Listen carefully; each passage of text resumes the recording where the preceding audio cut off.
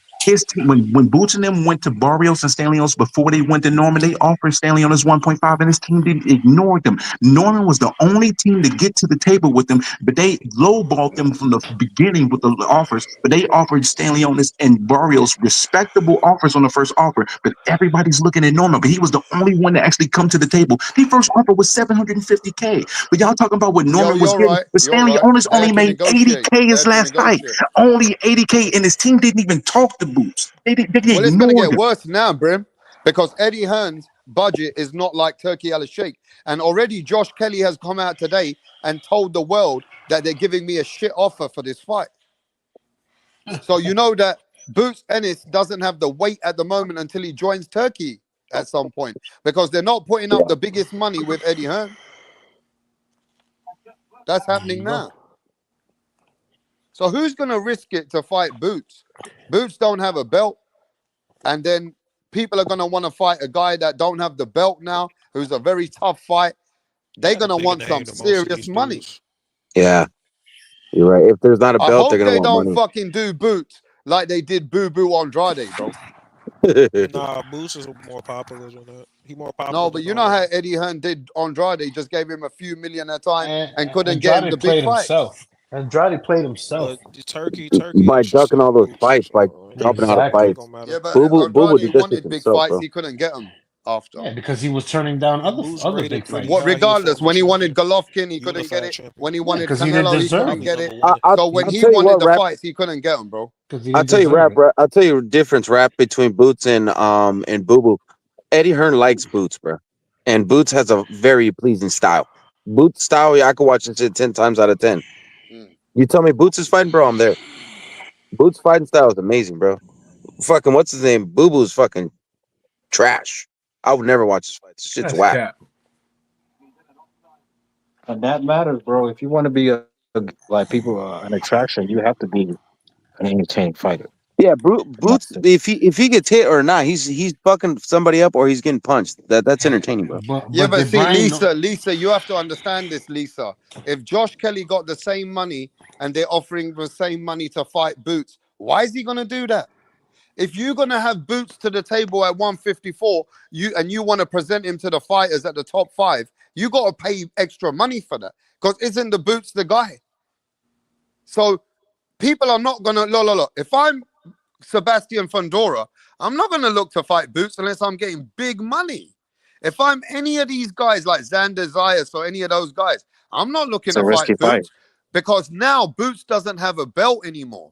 It's If he not had a Yeah, gonna belt, matter. then I'll pay.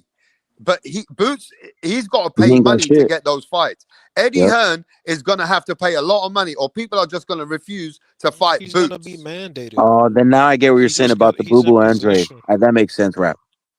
Because But this this is is what a I'm saying. He a business at the former end of the champion. day. He's gonna be rated People are not high. going to risk their fucking whole thing to fight Boots unless you're paying them serious money. And Josh Kelly is already ranked ahead of Boots in the yeah. rankings. So if he fights Boots and loses, he's gonna lose his ranking, and he's not gonna get paid shit. It's not. Exactly. So it's not worth So it for he'll Josh be It's Kelly. not doing worth Boots a it. favor. It's not. Yo, Josh Kelly is not going to fight Boots. I already know that. He ain't going to take this kind of money. No, He he's not. wants a lot more money, and I don't blame him. Yeah, And it's a big nobody. risk. That's not even a fight that people want to see anyway. So he's not gonna get that money. He said, if I'm going to take a risk, I'd rather go take a risk with Backroom. At least I'm Yeah, getting a belt for it if I win. Also, that's a more winnable fight. I know it sounds crazy, but I just think that's a more winnable fight. Which either one is not winnable for Josh Kelly, but it's more winnable with Bakram, believe it or not. I can't My say a guy opinion. that hasn't fought at 154 is a harder fight than somebody that's actually fought there. But hey, man, you know, Well, for one guy, I mean, I'm just going off a skill set, and well, okay, that's your opinion. Fair enough. I see what you're saying.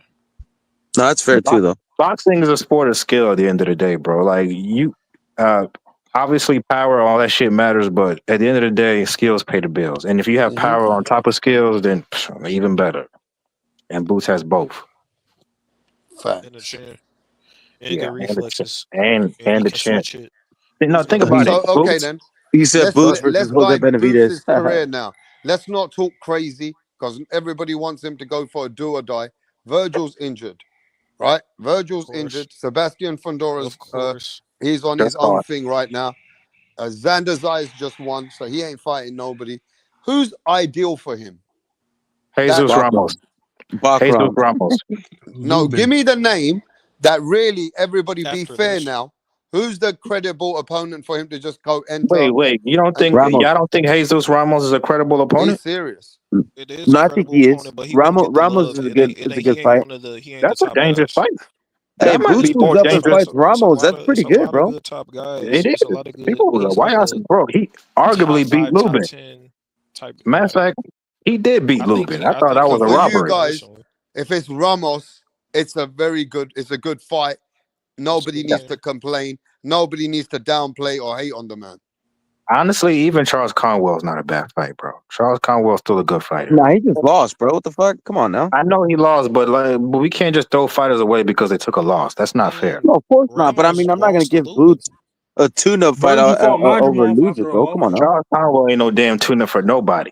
That wasn't no easy fight for Garcia. What about Keith Thurman? Would you accept that? They already Oh yeah, offered Keith Thurman a fight, but Keith Thurman wants like a crazy amount of money to fight Boots. Crazy money. And then that's what Yeah, Rap's talking about, bro. Nobody's gonna want to They're take a not gonna risk in pay. that They're shit. not gonna pay. They're not gonna Yeah, pay. they're yeah, not gonna Keith pay, and Thurman. ain't nobody gonna take a risk. All he's gonna Right. have to do is just get in mandatory position. And he's gonna be rated high. He's a former unified I champion. think he's just He's gonna have to go with fighting Turkey, probably bro. 2 of those sanctioning bodies. He's I gonna have mean, to that's go with The why Turkey, bro. IBF. He had I, the IBF and the WBA. I wish Devin and Tia would have So moved up like a year before, and then he could have got one of those fights to build his name up a he was little bit never more going. before move. Nah, But it is he what was it never. is. They was never gonna fight him. No, I don't think so. The only reason they want to fight him now is because they know he can't make the weight, and he's Exactly. struggling to make the weight. That's Exactly. why his performances. The real reason why Boots' performance has been struggling before standing on Who is do y'all because think Boots is? Who do you think Boots is, bro? he's that guy, bro. But the reason why Good Boots is fighter. having Based issues, He's a on good what? fighter. Based on what? You gotta beat somebody to beat that guy, bro. I mean, you can say that, but Yeah, the exactly. reason No, why but that's how boxing works. What do you mean you can't just make up your own rules? I mean, to be fair You can with you see it. though, if you don't have to be blind to see He's that Boots blinding. has He not got has great blinding qualities. talent, bro. You don't have to be blind to not see that Boots is special. He's got special attributes. You he can't be does. blind about that, bro. Yeah, Dude you just can just hated look him, at so him and no. see it. The You can regular sit there and fighters lie don't to have the yourself. skills that Boots has. Like Bro, that's not a Boots shouldn't regular even be at fighter. 154. He should be at 160 or 168, bro. Nah, he ain't that damn big now. Let's chill out. Yeah, No, he Boots can. is huge, bro. He definitely can go to 160. Shiraz, Look at the Shiraz is a photo, big man. bro. Boots is huge. What the fuck you talking about, bro? Y'all in for a rude awakening, bro. When this guy Bro, gets you see exposed, how Virgil's big too? you're in Look for a how much rude bigger awakening. Virgil looks Virgil and against Boots is the Vandermark. same size, bro. They're the same. They're the Nah, same. Boots is They're the bigger, Bro, they're same bro. both size, Virgil's bro. 5'10". Virgil's pretty big, but Boots is huge, bro. Look at Virgil Boots. was weight cutting so much that he Nah, didn't it's even just that fight. Virgil's Latino, so Virgil they're Virgil weight not was cut weight so muscle cutting much so that defined he much as that got he his African about to balls kill and Americans, couldn't but he's himself. fight. still big. Virgil was about to kill Regardless, bro, himself. Boots looks like he's like Weight cutting. 180, bro.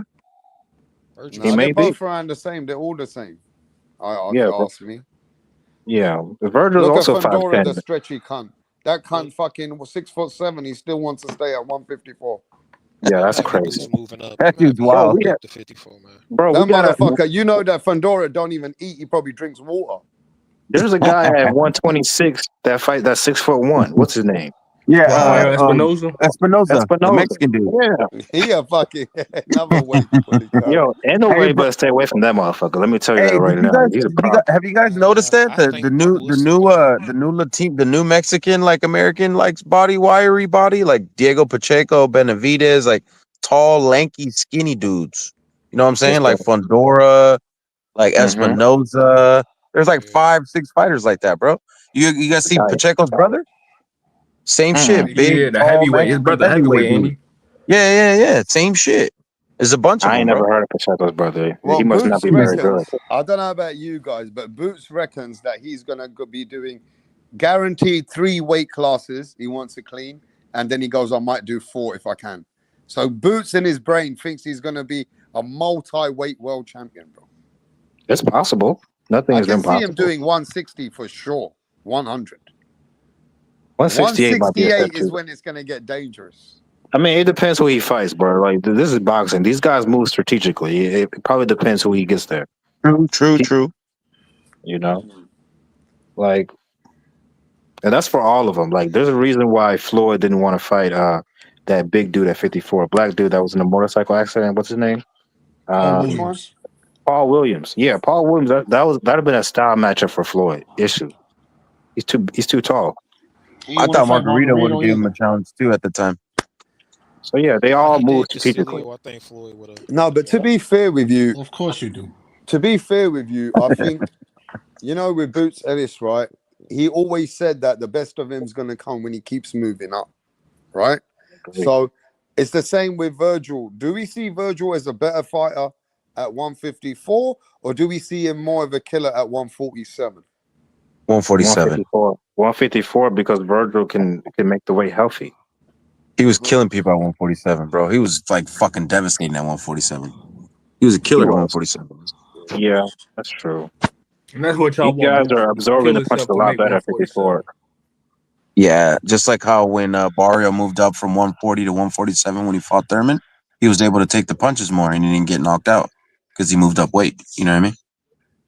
Yeah, that's why I think Boots will be fine at 54 because if you're having a hard time making weight, that's actually makes you more susceptible to getting knocked out or getting hurt. And he still was taking punches pretty well, so I feel like he'll be even better at 54, or he'll be healthier at 54. My bad. So from what I'm hearing from Turkey's saying a lot of people are avoiding Janabek. Janabek seems to be a force that people don't want to recognize. Yeah. So if Carlos Adames is ducking him, is that what he's saying? Well, I'm hearing this. Middleweight is a trash division. It's been a trash division He just since don't Triple like G Carlos was in there. Adames for beating Outside Tony. of those two, yeah, he probably doesn't like Adames because he beat his boy. That's what. Exactly. Let's be real, Fucking bro. That's Huda? like his son. Yo, Boca shout Chicken out who? to the What's the other queen, guy? Rachel Donaire. Shout out to the queen, bro. Rachel Donaire in the chat. Big up to Nanito and Rachel, bro. Hey, shout out to the Donaires. Yeah. No, I do believe though, bro, that Boots is unappreciated due to the opponents he ain't faced. That's what it is. There's a frustration base around Boots. A lot of people are, and also the Brian Norman camp haven't made it. They've split fans in America. I've seen it. You've seen it, Dirk. I was just on channels. Yeah. A They lot of split me, Brian bro. Norman fans don't like Boots now, bro. Bro, you gotta keep it a buck. A lot of Brian Norman fans are really Crawford fans. That's what they are. Like the last R.I.P. brother that was Smoker. on. The last guy that was on, he's a Crawford fan. So they just latch on to Brian Norman. Ain't no damn Brian Norman fans. Kind of Like No, this sounds nigga like just the popped Devin up like I Benavidez fuck Canelo with hater. Brian Good Norman. fighter. I fuck with Boots too, though. I like Brian yeah, Norman. Brian Norman a good I fighter, but like him as I a ain't gonna fighter. front. People attach Errol Spence to Boots to protect Crawford. Like that Yeah, is like the corniest narrative. Like that was yeah, that's crazy to me. crazy. Like he don't got his own Like, bro, fans. That's people crazy. wanted Boots to fight Crawford because that was the best fight to be made. That was a fight Yeah, everybody wanted to see. guess Like what? So if everybody Bud wanted to beats see that fight. Boots, who cares? We still want to see the fight. Let me speak to somebody rational in this game, bro, who's in the industry. Somebody who knows the sport and maybe looks at it differently. What's happening, Rachel? Long time, Rachel. We thought you left us. We said No, every first of every all, week, Ro- everybody texts me every week. Hey, where's Rachel? I said, no man, one she's gonna texted come. that. Stop. She's gonna come when she's ready. First of all, you go on way too late. I know. I Maybe have my kids. times are different, Rachel. But how you been? We're good. We're good. Hey, of course you're Chilling. good. You went back in the game and the Neo's got a win. Yes. The Leo ain't retired. He came back with a win. He Yeah. never So retired. We never told you we retired. no, but people were assuming that. Remember, Rachel? Oh, 100%. Damn, no, That's he their didn't Nice. miss I, dumb out on the I asses. fight. I respect missed it, it. I Rachel. thought he He You fired. retired. guys came back with a win, and I even saw you. I was watching TV and I was watching a fight, and you were in Macumbi's camp. Yeah. Yeah, I said, bro, I didn't know that. Only last minute I saw you and Nanito in Macumbi's camp. I said, oh. And then they even said the great Nanito's here helping Macumbi. Yeah. People were saying that he couldn't last 12 rounds because, of the plant stuff. So, totally dispelled that. But Now, you helped him with his conditioning for sure. I could see his conditioning was there because he definitely was able to take certain big shots and come back. And he was very, I don't know, man. He had good conditioning. I could say that. yep, that was my job. That was No, you it. did good, Rachel. But yeah, what do you think about this conversation? People giving Boots Ennis one of the hardest times in boxing today. There's a lot of expectations from this fighter, and a lot of people called him the next Roy Jones. So many people have become split in America, not just anywhere else. Now there's a lot of people, they're just frustrated with the way that his career is going and not getting fights out of him. I mean, listen, I'm hearing like all this stuff about like, you know, um, Boot signing, re-signing with Eddie Hearn, and Yeah. all these other things. Like it's weird because when it comes to like the Brian Norman thing, like it's fucking black and white. You can argue till you're blue in the goddamn face with me and say, well, they wanted too much money, but at the end of the day, like it's black and white. It's page 22, number 11, and you can read that once the purse bid is set, you cannot escape that. Um, you can't escape the mandatory position. So Eddie Hearn did not pay the $20,000 for an exception for him to not fight Karen. And when you realize that, then who fucking dropped the ball? Can you repeat that again, please? So on page, like, go to IBF and go to the rules and regulations. On page 22, it's number 11. Once they set the purse bid, there are no exceptions to the rule. He Now would have. to rebuttal on Eddie Hearn's point, I remember the I want to first hear few it. days. Let me finish. Let me speak to Rachel. The first few days, Eddie Hearn was complaining how the father was reacting, and said these guys, the Brian Norman family and the Norman Senior, he goes, this guy is delusional. It's very hard to do business with these people. Now, Eddie Hearn was giving us the assumption that this man is going to want extra more money. It's hard to do business. I'm moving on. It's okay. So according to the records, he was Boots was mandated on July 30th of that year, right? And he had 30 days to negotiate. 2 weeks after that, what is it called? The promoter of Karen, P2M, said that they had received no communication, so they pressed an immediate purse bid. At that time, it was August 12th. The immediate purse bid was ordered, and on August, I want to say 18th or 19th, the purse bid was set. Anything that was given as a negotiation to, it could have been Brian Norman, it could have been Stanionis, it could have been Virgil Ortiz, could have been anyone at that point. Did not matter, because once purse bid is set, there's no exceptions to the rule. Yeah, so it's irrelevant at that point. Correct.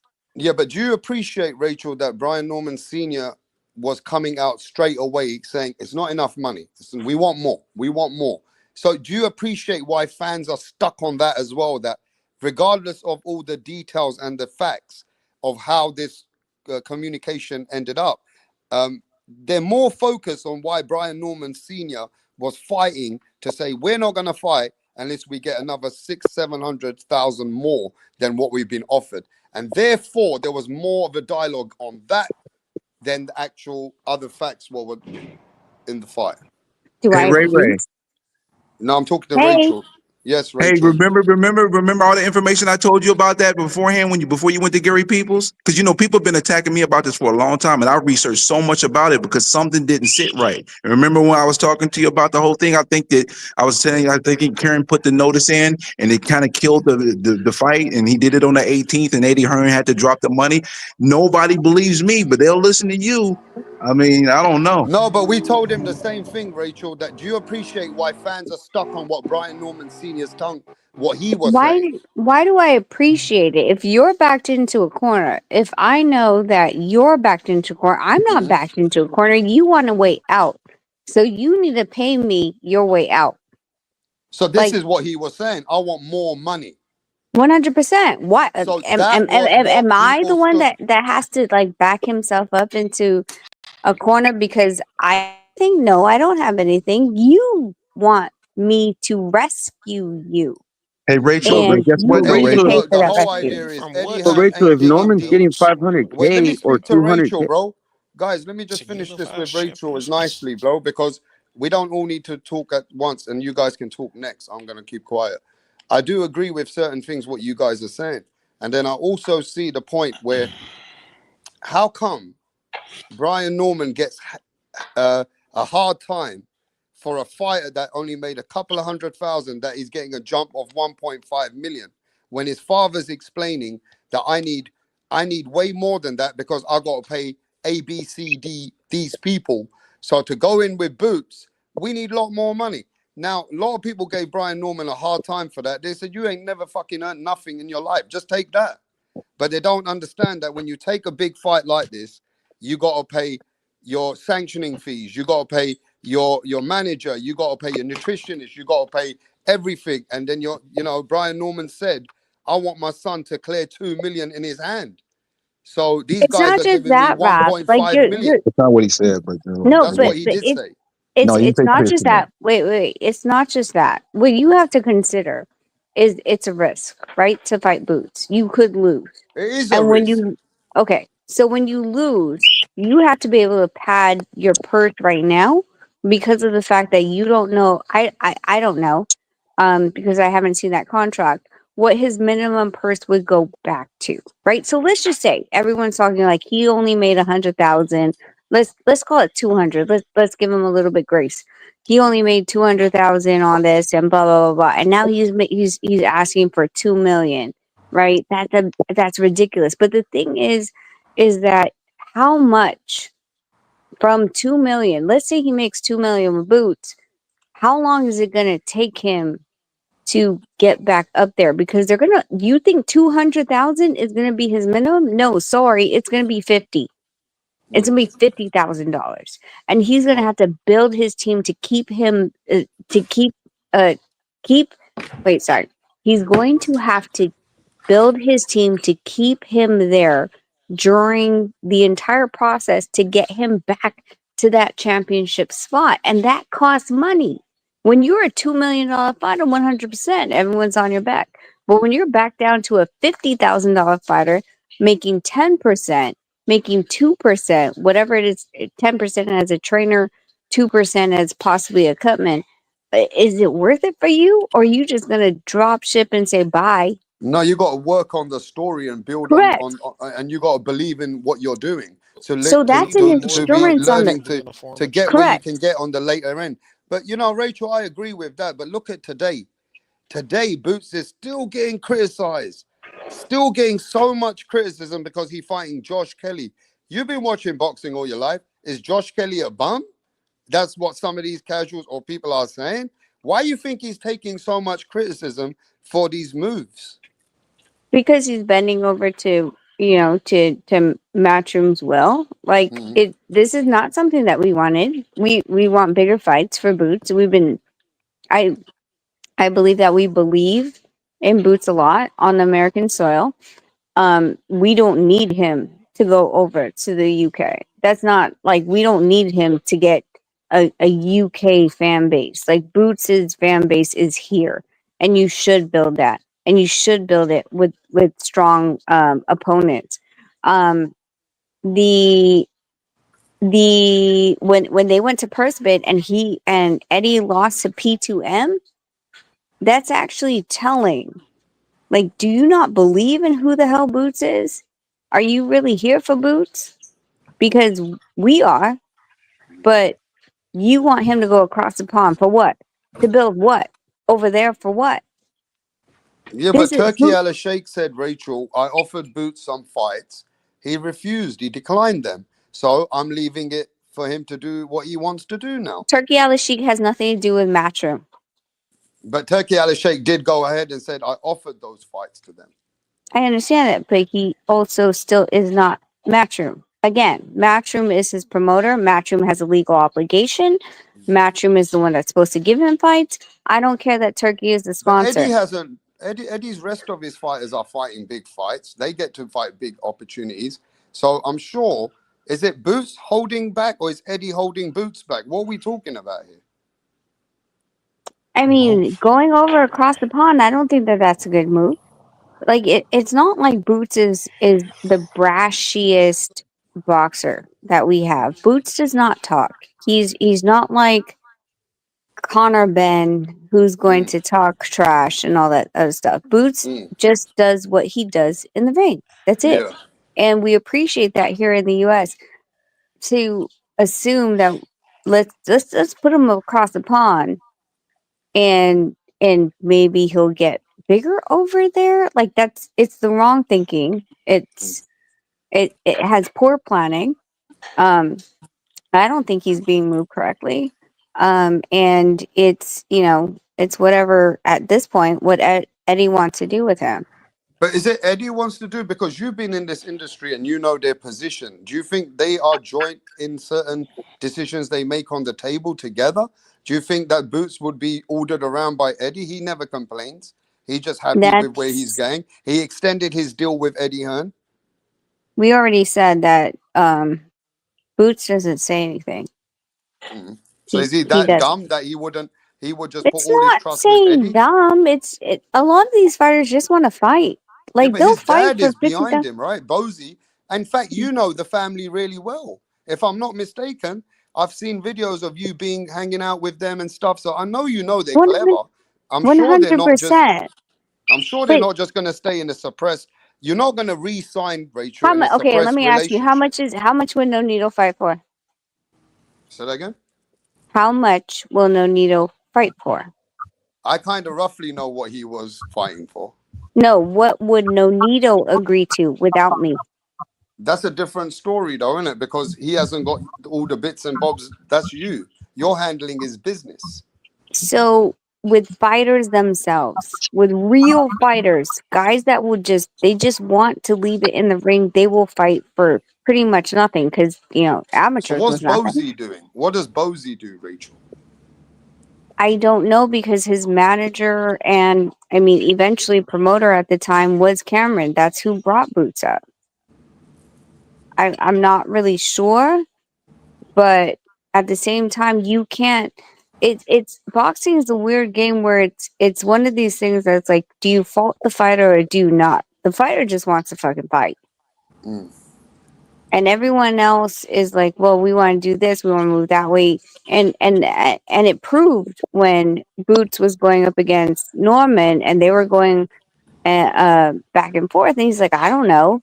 He doesn't know. He just wants you to tell him who the fuck is he fighting, at what weight, and what date. That's all fighters. But he knows everything now because look, I spoke to the good brother. What's his name? YSM. You know him, right? And that guy has given him the whole intellect. And that guy does the interviews with him. He sat down with him many times. And when I chopped it up with him, you know that he knows everything now. And he even says to him, this is what people are saying. This is what they're talking about. So Boots does know everything that what people are thinking, what people are saying. It's not like he must not be encouraging Eddie Hearn. Come on, let's get a fight where people are happy with me. Okay, well, so is his fight with Eddie Hearn, in which I don't know this, but is his contract, does it stipulate where he has a unilateral agreement where it's we agree on an opponent or I have to agree on the opponent that you give me? I do not know that. I haven't seen the contract. So there are contracts that if the promoter gives you an opponent, it literally says promoter has the right to assign the fighter, the opponent. So do you think it's fair when people say this man just taking tune-ups, he's a duck? How do you feel about the word they're using across Boots Ennis' name out in America that he's ducking? No, I don't like using that word duck, and I'll never use it because I you know the don't use game. it. Okay, he's avoiding. He avoided I fights with no, Tio. He no, because avoided unless fights I with see Haney. no, because unless I see the actual paperwork that shows me that it's a mutually agreed upon opponent, or that the fighter has the last say, or if the promoter has the last say. Most of them have promoter has last say, and if promoter has last say, then you are just you're working for that contract. That's it. You don't have a goddamn say at all. They put an opponent in front of you. If you turn it down, that's against your contract. So let's just say, as a world champion, you have 2 fights a year. If I give you one fight, I present to you Joe Smith, and you say, I don't want to fight Joe Smith. And they're like, okay, don't fight Joe Smith. Now that's against your contract, and now you only have one more fight left for the year because they gave it to you. They gave you the opportunity. It's dependent highly on the verbiage in the contract. And ever since Cameron had passed, who was handling Boots' contract, I can't tell you honestly until I see the contract, because at this point it's speculation on who really holds the power in that contract. So Boots Ennis is getting a hard time criticism, and he re-signed with the man that you said is not handling maybe his business correctly, right? Now, if that's the case, they're re-signing with that man. They're happy where they are, right? I mean, apparently, I'm not saying that like he's not doing his business right. All I know is what is being presented. You didn't follow the IBF rules when it came to the Karen rematch, which was kind of not a rematch. It was mandatory. You didn't. How the fuck all of a sudden did you not know that Rodriguez already had popped positive before fighting Yafai? Like, And that's what are you? ridiculous. That's ridiculous that that they're letting him fight Rafai as a He rematch. doesn't know. He didn't know. He didn't know. I don't know what to tell you. He didn't know. I don't Yeah, know. he checked it out and he said that the WBC told him that they don't even know. I don't know. I don't know. I don't know how we don't know. I don't know. I Not don't everybody's understand. doing their business perfect. We can see that, but I think, is it a point now? Why would anyone want to fight Boots if you're not paying the big money to fight him? Um, yeah, I would agree because Boots is a high risk and low reward if the money isn't right. And you have to understand that when you're putting someone against someone like Boots, that you're going to have to risk that money to grab. If he wanted to fight Brian Norman, he's going to have to pay, like, you're paying for that belt. You're not paying for just another opponent. You're not paying for Karen. You're paying for him to go up against and grab a belt, hopefully, right? Mm. Now, Hey, how yo, Rob. great, because you've seen him in flesh, how great of a fighter you think he is? I think he's a great fighter. I think that he's adjusted. I think that there was certain things um 3 fights ago that I didn't like, and he adjusted to it. Um he's a really big freaking fighter. I didn't even know this until I saw him in person. I'm like, how the fuck are you making weight? But he does. And I just I don't think that it's being properly matched at this point. Like, and that's no one else's fault. Like, listen, he had to fight Karen twice because it was ordered. That's not a fault of his own. And who he's being matched with right now is, again, I don't know the contract, but it seems to be Hearn is putting this together, because no one in the U.S. would ever pick someone from the UK and be like, "Hey, let's just fight this guy." But I heard they offered Boachuk the fight They offered Boachuk, so why? because of his reputation being in good fights. And Boachuk So, said what? but who should they match him up with at 154 to enter the division?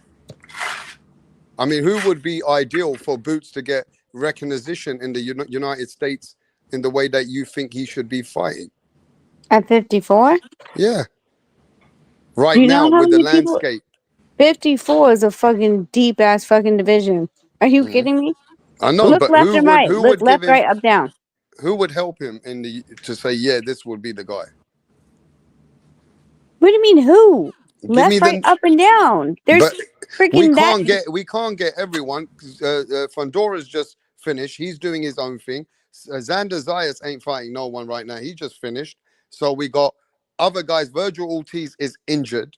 So who are we going to get for Boots that's going to make a fight that's going to give him a bit more clout? How Listen. big Tim is Zoo just got beaten how up. big is boxing in the UK, Rap? Rachel, Tim Zoo's got beaten up. Hmm? Tim Zoo got beaten up, so he's no good for us right Hmm? now for Boots.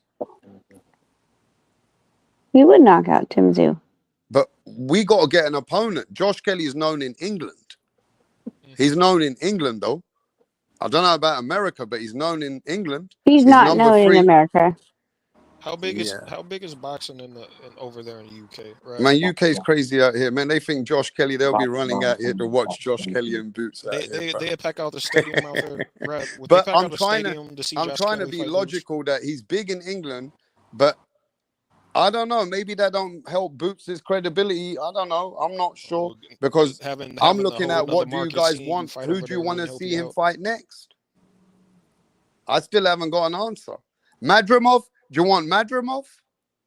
He coming off 2 losses. Why is he going for Bakram? See, that's it. Lubin That's is what I said mandatory. earlier. The IBF mandated Lubin to be his mandatory. Like last week, I think, or 2 weeks ago. Okay, he could still. Okay, so that one you're saying is out. It's Ramos Krabov. Madrimov. Madrimov is in the WBA at number 5. Wouldn't that be fun? Why wouldn't you go and why wouldn't you beat someone that Madrimov has an injury.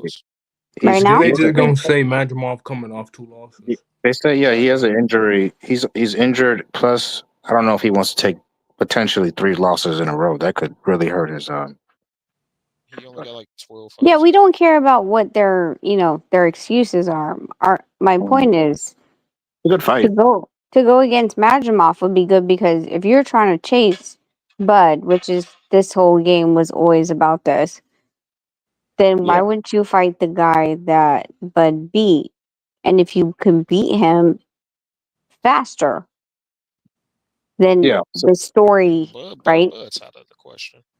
They just gonna say that Bud's out the question. He's fighting Canelo at 68. We're not talking about the next fight. We're talking about the story and the line. So Rachel, YSM did a live today. That's one of the people they sent an offer to. So I don't think YSM.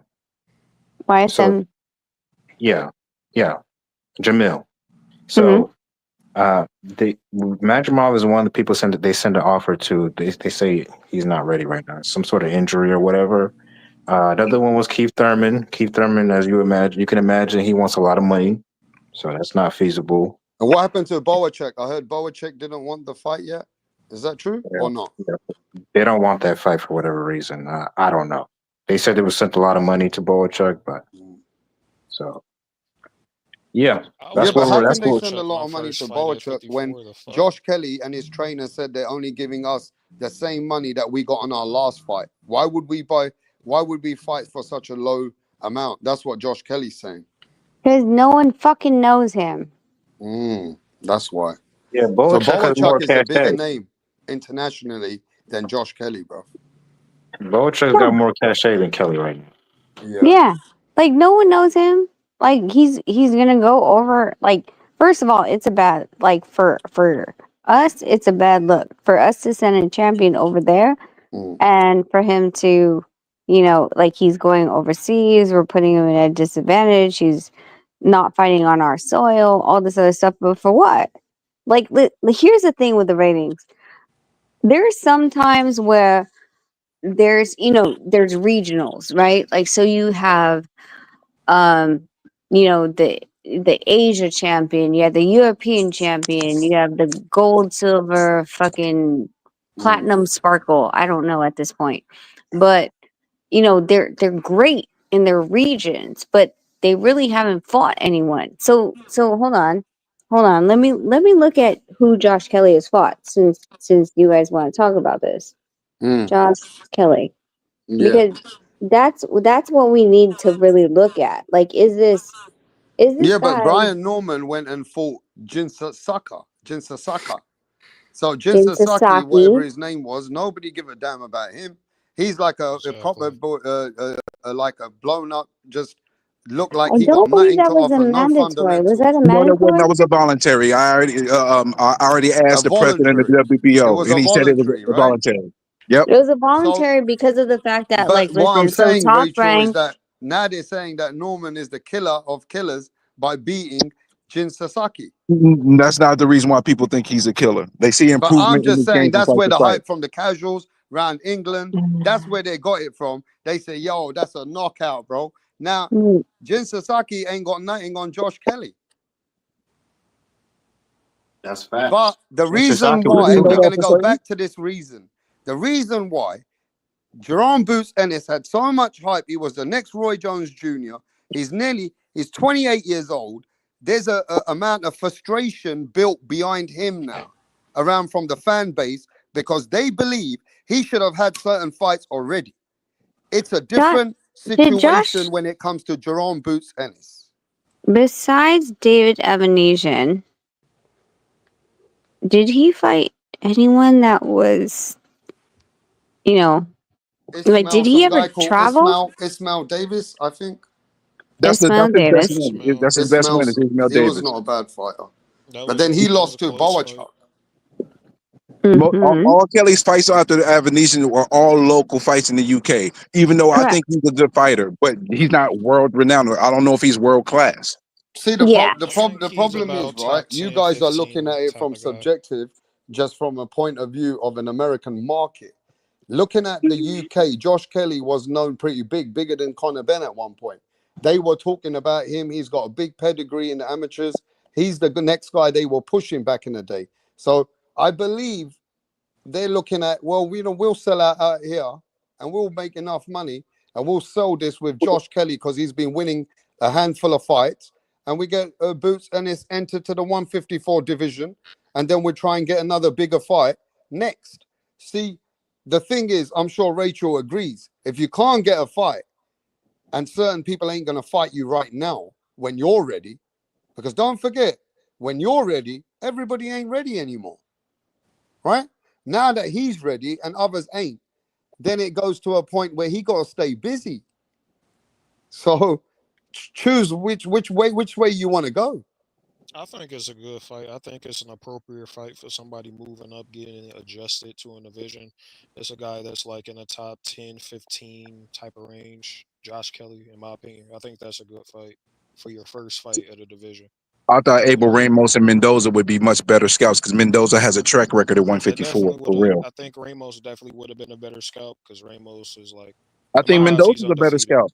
I think Mendoza is the proper But Mendoza, scout if personally. you're like that's come on, Mendoza, like if you're And I Ramos, understand the if you're mentality as Ramos, well of I certain get that he fighters. knocked out Fedor or Look, whatever, but certain Mendoza fighters is have got like different mentality. And I understand maybe that's a different mentality.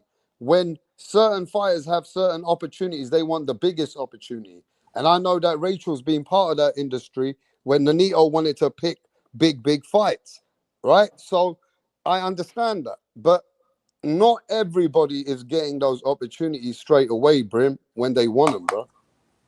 but But if I you're think if Ramos, they approach Mendoza though, I think first of all, there's some relevance to that scalp because Mendoza did knock out Fendora. So you go out and you beat Mendoza, it's more value in that victory moving forward for him at 154.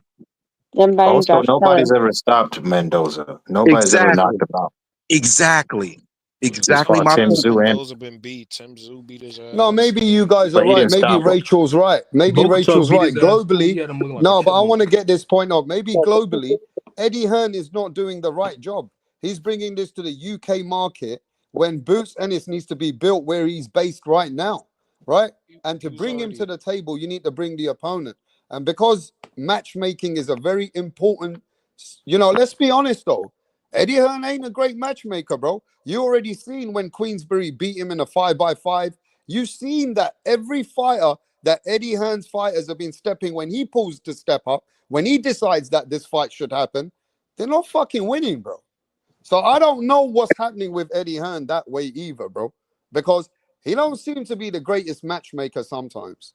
So maybe Boots should be matchmake with a company like Matchroom, Eddie's the biggest promoter with all these millions.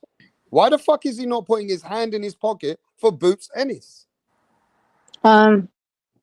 He's not putting his hand in the pocket for any of the fighters that he has. What are you talking about? We just, like, if he was gonna protect any of his fighters, we would just go back to fucking Yafai. And he's saying he didn't know that there was an idiot that, like, fucking just got popped for peds in He did Texas? say that. Rachel, I think he is After! protecting Boots though. Huh? I think he is protecting Boots and how he's trying to move him and trying to position him properly. But unfortunately, in the For Conor process, Ben. he's getting backlash because of him trying to protect Boots and set him up for 154 appropriately. For who? For Boots, I think Eddie Hearn is trying to protect Boots and set him up appropriately for 154, but because of the dynamics with Turkey, and then Turkey saying what he's saying, and then him teetering from 147 to 154, there's backlash behind that. That in some ways I don't fault Eddie for, but some things I do fault Eddie for. In regards to the whole Boots situation, he's trying to protect Boots and trying to line them up properly, but there's elements just making it difficult for him, and I think he's made some missteps in the process as well. Who do you don't think that Eddie was like, well, as this whole thing was playing out, that you don't think that he was trying to actually set up Boots for Conor Ben? That's an interesting point. I don't know, Ray. I don't know, Ray. I mean, maybe. And just one thing real quick, because I've been trying to listen. I'm in work. The one thing when we were talking about the whole Norman and Boots thing, did you know the Norman Sr. didn't even know about the whole Karen situation? I'm the one that told him about the Karen filing the paperwork on the 18th and Eddie Hearn having to respond within 2 days or the fight being dead. And nobody believed me that when the public found out on the 22nd, that the fight was already dead. And the Normans were still willing to negotiate, but Eddie Hearn couldn't negotiate because there would be no IBF on the plate. So he played it like he was supposed to play it and pinned it on the Normans, knowing that he had no more time to negotiate, even though they were still willing to negotiate. No, I know. Yeah, I know. And I think, like, there was a live where they were asking me, they're like, well, you knew that, then why were you still negotiating? And Senior, he's like, when did you contact me, Rachel? I was like, August 28th. I have the records. It's fucking Yeah. phone records. I told Norman I told Norman that, hey, bro, you didn't know this, but Karen, when he filed the paperwork on the 18th, the fight was pretty much dead 2 days later, and nobody knew about the fight to the YSM interview with Boots on the 22nd, and then the Boxing Voice and everybody went live right after that, and then everything went like a wildfire, and everything that was public was all bullshit because the fight was already dead, but nobody knew. What's really interesting to me is we live in the age of social media and knowledge. Everyone can just go and look it up. And there's so many lazy ass motherfuckers in social media right now that want to press an agenda. And all they have to do is go look, really goddamn easy, go to IBF's page, download the rules and regulations. On page 22, number 11, it will tell you point blank, black and white. I don't have to explain it to you if you understand English. But what I've understood very quickly is you're going to ignore what's in black and white for an agenda that you want to push. And so I usually don't get in these fights because of the fact that it's like, it doesn't matter what I say. You're either Team Boots or you're Team Norman. I'm Team neither. I'm Team No Nito Donaire. That's it. I don't really give a fuck. But I try to give the knowledge for people. Like, if you really want to be knowledgeable, if you really want to not be ignorant, then go look it up because the knowledge is free. It's there. Yep, And it's crazy though. and The when we same talk, thing you're Rachel, telling us. Motherfuckers start capping about their taxes. What's no, you crazy can't. is that I remember the day when Rachel actually told Brian Norman Sr. and he was stuck about not wanting this much money, wanting more money. And if I'm not mistaken, you were enlightening him with the other things. But he was still stuck with he's not happy with the money. Yeah, with the money, it doesn't matter if they offered him 10 million, 200 million. It doesn't matter. It The wouldn't have offer, happened with what you were explaining him. correct. Yeah. Yeah, and that's what we need to learn is, listen, boxers, fighters, trainers, they don't look at the black and white, and you have to get them out of that mindset. And then casuals who, ride someone so hard that they can't see what tomorrow is, you can lead them to it, but they're not going to drink that water because they're like, it's not with my narrative. I say it and then I'm done. Like, you guys want to be hard headed and be stupid about it. Like, I can't beat you into a wall if you can't read goddamn English. I'm just not. Yeah, now I want to ask you now, because you're in the Nanito Donaire business. Does that mean that you beat the fight you just won?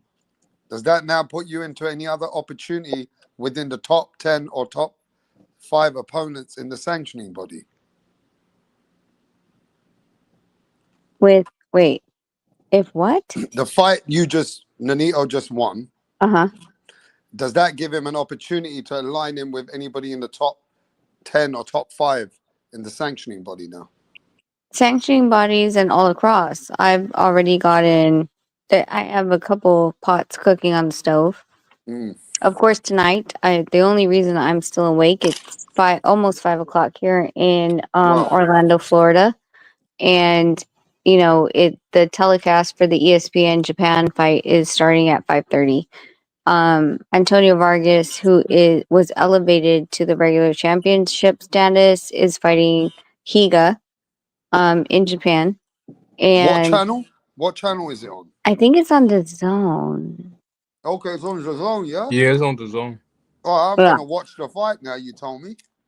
Yeah, so there's, I think, there's a 108 fight. I think there's a 115 fight too. And then there's also, basically Antonio Vargas was supposed to fight, oh my God, Tatsumi, but Tatsumi, ended up being a champion recess due to injury, and they put Daigo Higa in his place for Antonio Vargas to fight for the regular.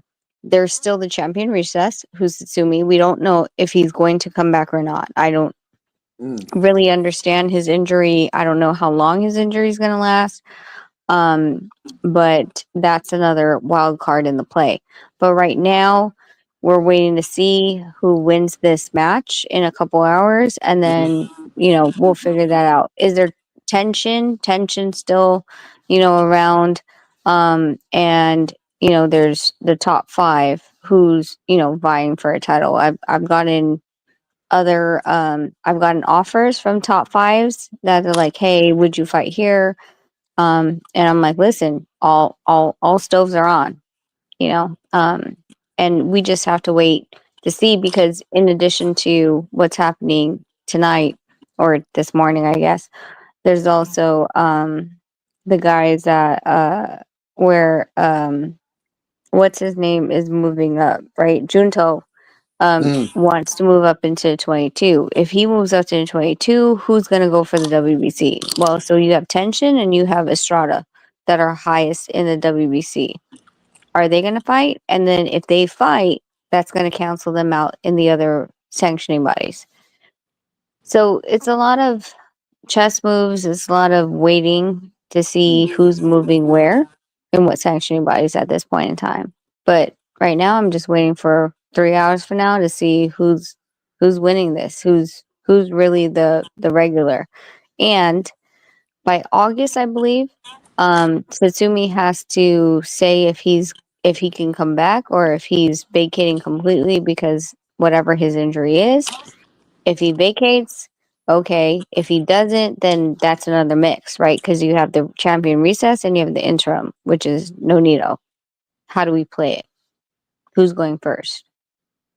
Now, I understand these chess moves that you got to play, but years ago, Nanito would have been the ideal candidate for the Saudi Arabian Turki Alalshikh because he likes fighters who wanted to fight everyone. And Nanito, when he was active and younger, he was that kind of fighter. Is that something that's too late to build a relationship, or have you reached out to Turki Alalshikh? No, we're just like it's like I told you before, like we don't Nonito is just having fun. At this point it's such a thing where like if he wakes up tomorrow and says he's not motivated to train, then that's done. It's done. We're not here for the money. We're here because and we're really not even here for the belts. He's gotten all the belts. What else does he have to prove? There's like, what does he have to prove to you guys? He's already done everything you guys have asked him to do. So what's he in it for? A few big fun fights? He's having fun. That's all. It's hard to get fighting out of a fighter. What about Chocolito? Is that too late? His manager's being a bitch. Oh, he don't want to talk. No. Okay. He twittered it out last September when we were calling him out. Turkey was very interested in that fight. Oh, really? Yeah. And what did his manager say? We're not interested in fighting Nonito. Have a happy retirement. It was a I slap in the remember that. face. Yeah, remember and that, I'm like, bitch, no one said we retired. And he got slapped in the face because God, who the one that fought last week, what? Kafu left him on ice, right? He left us on ice. Like, we were waiting for Chocolatito since May of last year. There's like, he's gonna fight in 118. Give us until July. July happens. He fights in the 118. Don't Everyone's like, forget, you guys were trying to negotiate with Sonny Edwards, but Sonny Edwards decided to fight your fire instead. that was in February. So after Sonny, Nanito told me that because Nanito came on the channel that week and said, I asked him what's going on. And I think he told me, he was the one who said it to us. yeah, no, Sonny ducked. I don't know what to tell you. He deleted his Twitter after, but that was February. And then Sonny, he deleted his Twitter, ducked. How close then, was it? Was it close it negotiation? was even fucking, no, it was all Twitter shit. We never got a contract at all. Eddie never contacted us. And we know his matchmaker. We know everyone from Matchroom. They know our phone number. And we're like, what's going on? Dead silent. So it was just a social media thing for Sonny at that point. And Eddie was like, what the fuck are you doing? Shut the fuck up. And then, he fought Yafai, and what happened. But you said that people have reached out to you, and it's just that you guys have been reached out to get to a different ground or fight somewhere else where you haven't fancied it, right?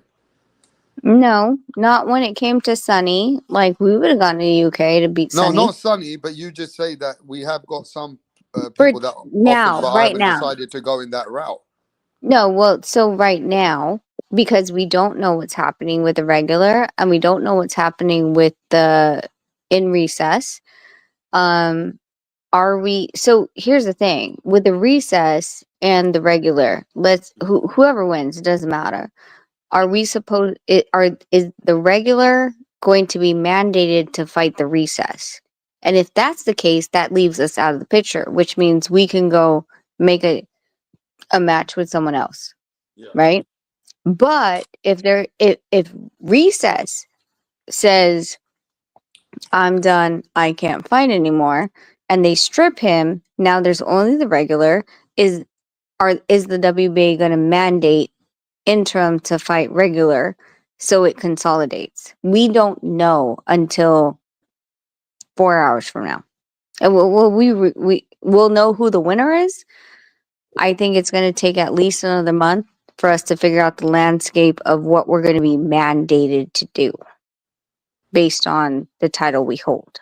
And I don't know that. So I'm like, all right, well, if it's this direction, for sure. If it's not that direction, we have 4 pots burning on the stove. Which one do we go?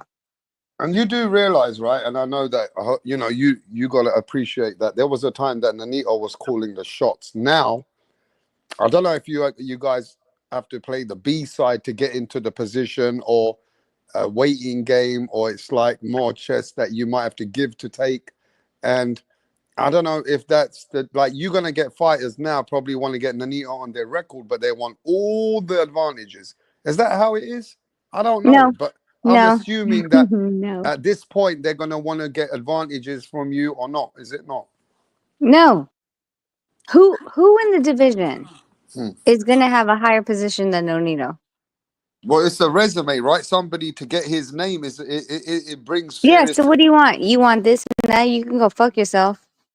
But have you been approached in those kind of business offers in the way No, that because boxing is? everybody knows exactly how I play, and you can get blocked real quick on my phone. If you come up with a stupid offer and you come up really disrespectful, thinking that, like, let's just say number 10. I don't know who number 10 is. I don't care who number 10 is. Just saying 10, 15. And they're like, hey, we'd fight you. I'm like, you okay, what are you offering? What are we offering this? Here, I will tell you right now. John Mayo Casimiro, because I'm seeing it in your chats. John Mayo Casimiro. Oh, you ducked John Mayo Casimiro. John Mayo Casimiro. John Mayo Casimiro. John Mayo Casimiro tried to fight us. Right before, like I knew this fight was already happening for Nonito. And he's yapping on social media the exact same way he always does.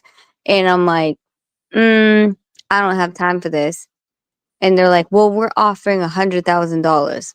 And, and I'm like, what else are you offering? Well, you have to move up to 22, possibly a catch weight of 23 or 24 for Nonito. And there's no title online. There's nothing. You can go stick that offer up your ass. Because Nonito hasn't fought for 100,000. He made 125 with Darchinian, and we haven't gone anywhere near less than that. Anywhere near. And then you're going to have Nonito move up. And then you're doing a catch weight of what, 22 to 26. And then you want all these conveniences for you. You're tripping out of your mind. What about if they offer Nanito to fight a UK, but the advantages are not going to be women? Explain. What advantages? Are you guys What advantage worried? do you get? Are you guys worried to go to the United Kingdom because you might think you get unfair advantages? No, you're going to pay us though. There you go. You got to pay the money. Yeah, you got to pay us to get there. Why should I go on your soil? You want Nonito? He's the one that has the record. Why? And he's the highest paid in the division.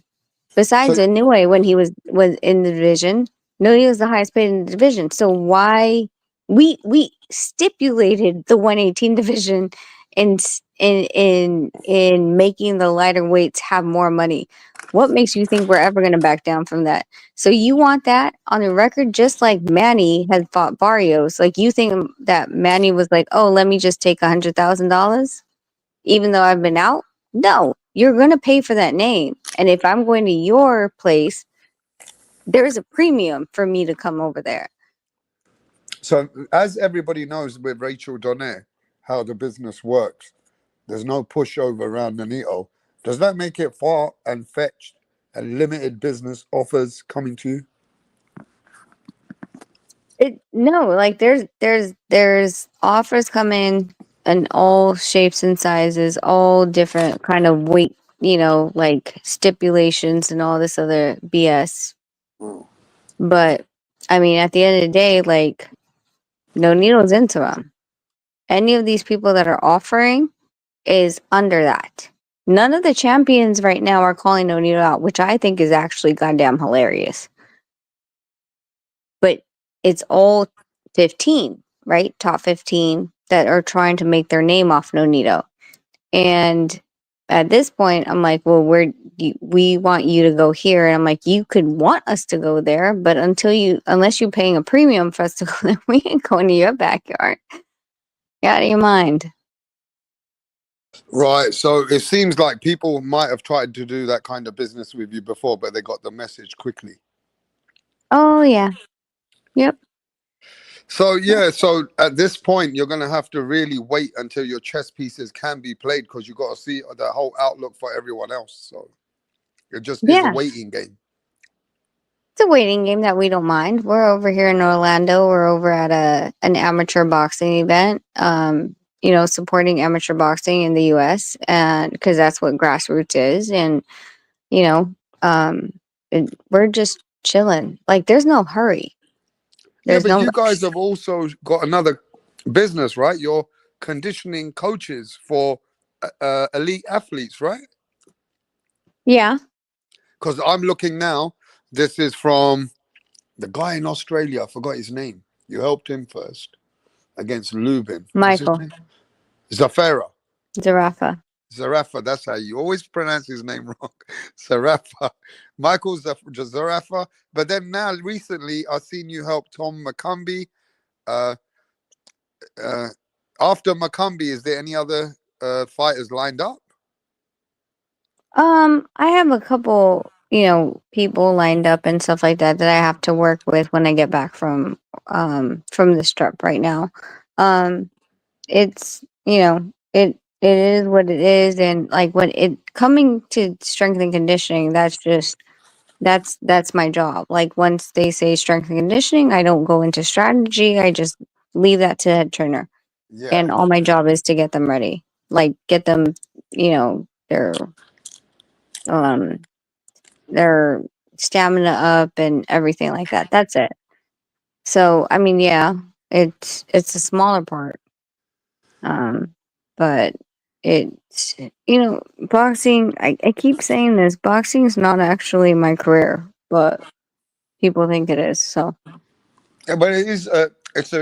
You've been part of that as your life. It's not maybe your career. You got other things that are your business, what you handle, but you're still in boxing. You're still around boxing, so you guys are known in the industry. yeah. But I hear what you mean. So, is there anything that you think? Yeah, I didn't ask you. What do you think about the Puerto Rican champion Xander Zayas? Xander, did I watch that last fight? I didn't watch that last You fight. didn't watch him become a world champion against Jorge Garcia? No, we were traveling here. We were coming here. Oh, because he's a champion now at 154.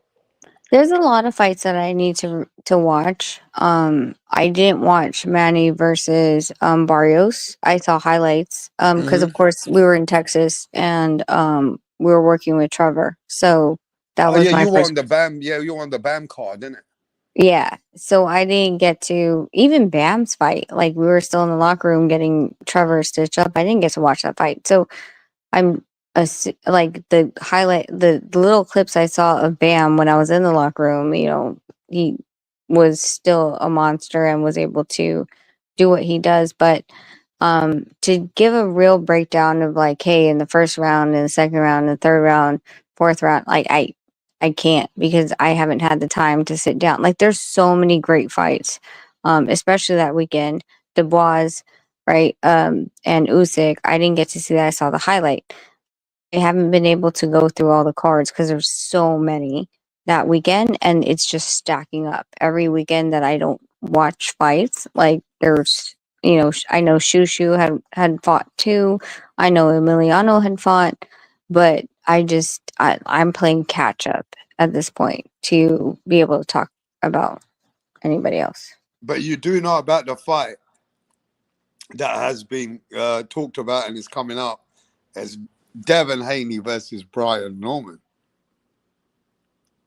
Yeah. What'd you think of that? Um. I know I mean, people want to hear about that. one is really hungry, younger. Um, he's more of a power puncher, and then the other one is just more seasoned, experienced, and likes to box on the outside. Who'd you It's gonna favor though? In the fight, going into the fight, who'd you favor? favor. I mean, it's hard to say that because like, did I feel like Ramirez gave Devin a run for his money? I don't. I don't think that the best Devin showed up because I don't think Ramirez was that much of an opponent that night. The same with Jin Sasaki, right? Like he was touted as this, big guy from Japan, but fundamentally he was wrong. So I can't even compare it when it comes to those two because of the fact that, like, on their last fights, it's not like they fought the best opponent. And, and you always base it off of you're only as good as your last fight. Before that, of course, Devin took a year off, and then, you had the whole Ryan Garcia debacle, right? That we're still reeling from. So, but Brian, he had overcome adversity where I believe he was ranked number 11,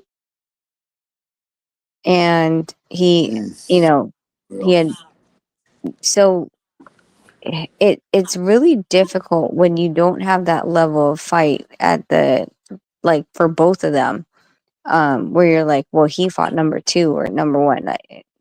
And I don't even like to say that because Jin Sasaki was really high. But again, that's where we go for Josh Kelly.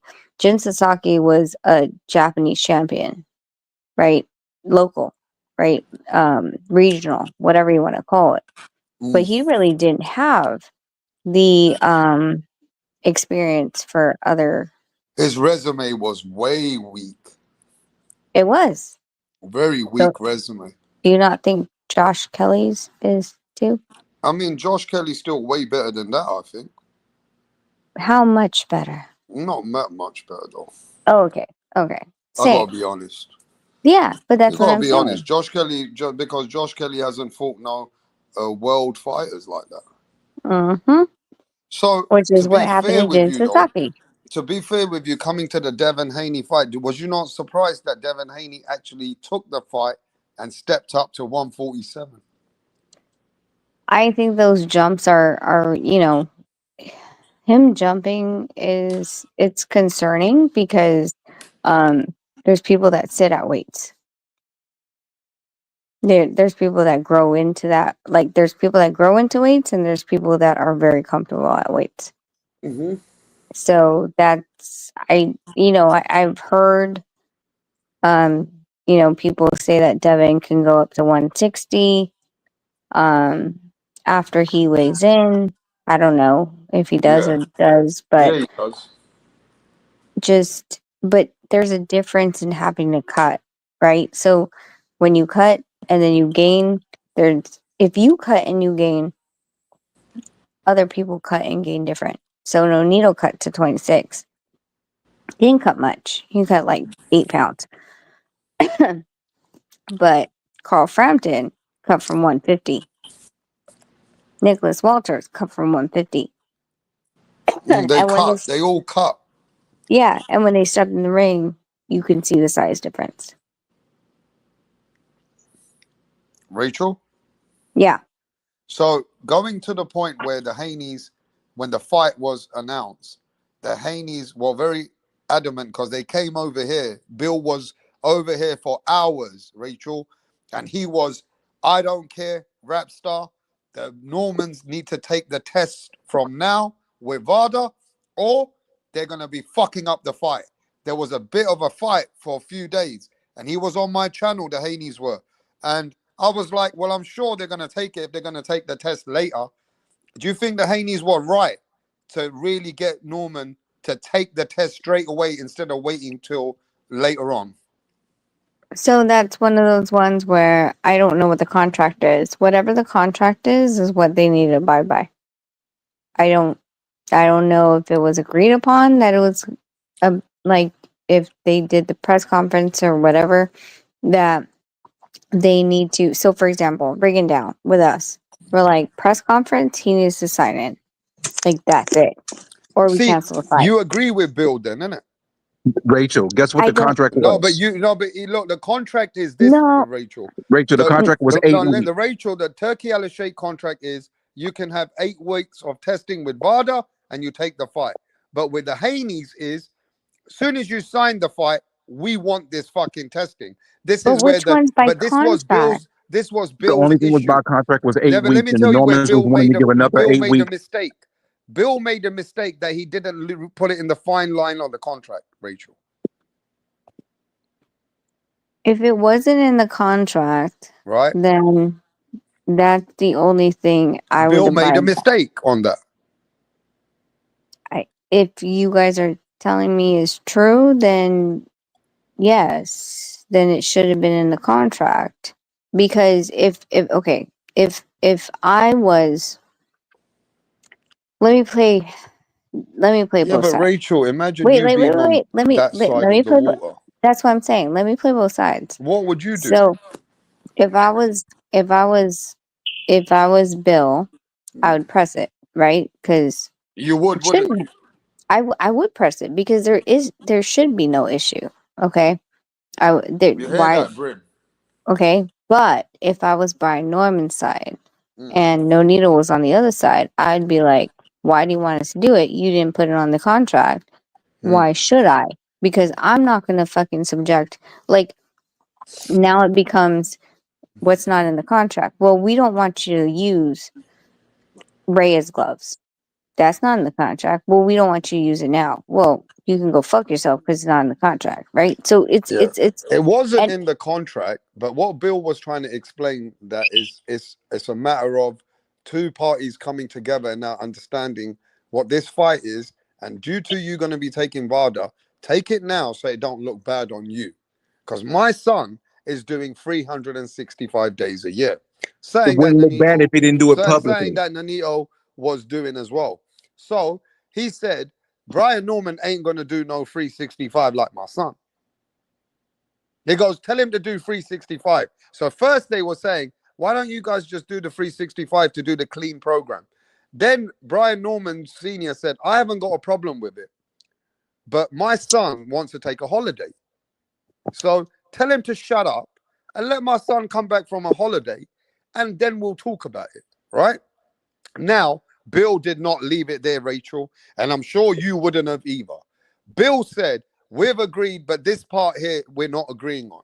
We need you to do this now, not on your holiday. So then Brian Norman said, what the fuck can I take that you're that worried about in a couple of weeks that I'm going to take something now that's going to help me in November? So these guys were going back and forth. But at the end, what happened, Rachel, is that Haney's put so much pressure, and Brim's right. It's not the right way they went about it, but they tried to slander Norman to make him look like he's a cheater. Now he signed to do it because They did it everybody publicly gave. instead of behind the scenes. Yeah, They they did it didn't do it publicly. behind the scenes or professionally. They did it through channels like us. And now Norman just said, all right, fuck it to the boxing voice. I'll do it tomorrow. And he did it just to prove to the people he's not a cheater now. I again, if it was me on Bill's side, I would press it because Mm. why wouldn't you? Right? Like what is 2 weeks? What is a day? Like why can't you just sign But today? Rachel, they But don't want to do 365. Is there a reason? There's no one else signed up for 365 except for four known people Nanito that used to do tested it all the positive. time, though. He never had the Again, problem. but there's only right now currently there's only 4 fighters who's tested positive in Devin But I Haney. want Rachel to break down why fighters are not taking 365, bro. She must know the fucking scope. Why there's only 2%. 1% fighters are doing this, bro. okay, well, there's a couple different aspects of this. One What is it? one is okay, so let me clear about being Brian Norman's camp. You're not going to force me to do anything that I didn't sign for. You didn't pay Mm, me more to do anything than I mm. signed for. So I wouldn't be pressed to do anything besides that. Whether or not it's social media pressure or not, you could do it public and you could assume every type of way. But you want to put more money, you're putting more money in my pocket. It's not just for paying for the testing because this is not what we agreed upon. And if you're trying to move that, then you're going to Mm. pay me more. Okay, because now I know you want this. Ah, you would have told the Haneys you got to pay me too. I would have, but But I Brian also Norman don't. didn't do that. They're happy with their purse. They're happy. They're But getting a lot of money. I get that. But again, I don't fault the Haneys for pushing that pressure either because there shouldn't it in my opinion, I think everyone in the top 5, once you get to top 5 and become a world champion, Mm. your promoter should have to pay for 24/7 365. But they I don't. think that I know they don't, but that's my How belief. much does it cost, Rachel, per year? If I When wanted we to do it the whole started the year. program, it cost us $30,000 out of pocket. But But that's not much for elite fighters, though. it isn't, but that doesn't include camp. Mm. So did Brian if Norman get anything out of it by testing 3 weeks later? Can he do anything that can help him? That if he tests in August instead, that's the fight with Bill Haney was the fight. That's what they were fighting with him. I mean, I'm not sure. I'm not a drug expert when it comes to that, but my point is that when you look at the scope of things and you're looking at what can be like the cost for, right? Like when I said like the promoter should be paying for 24/7 365. What they do open themselves up to is fights getting canceled, right?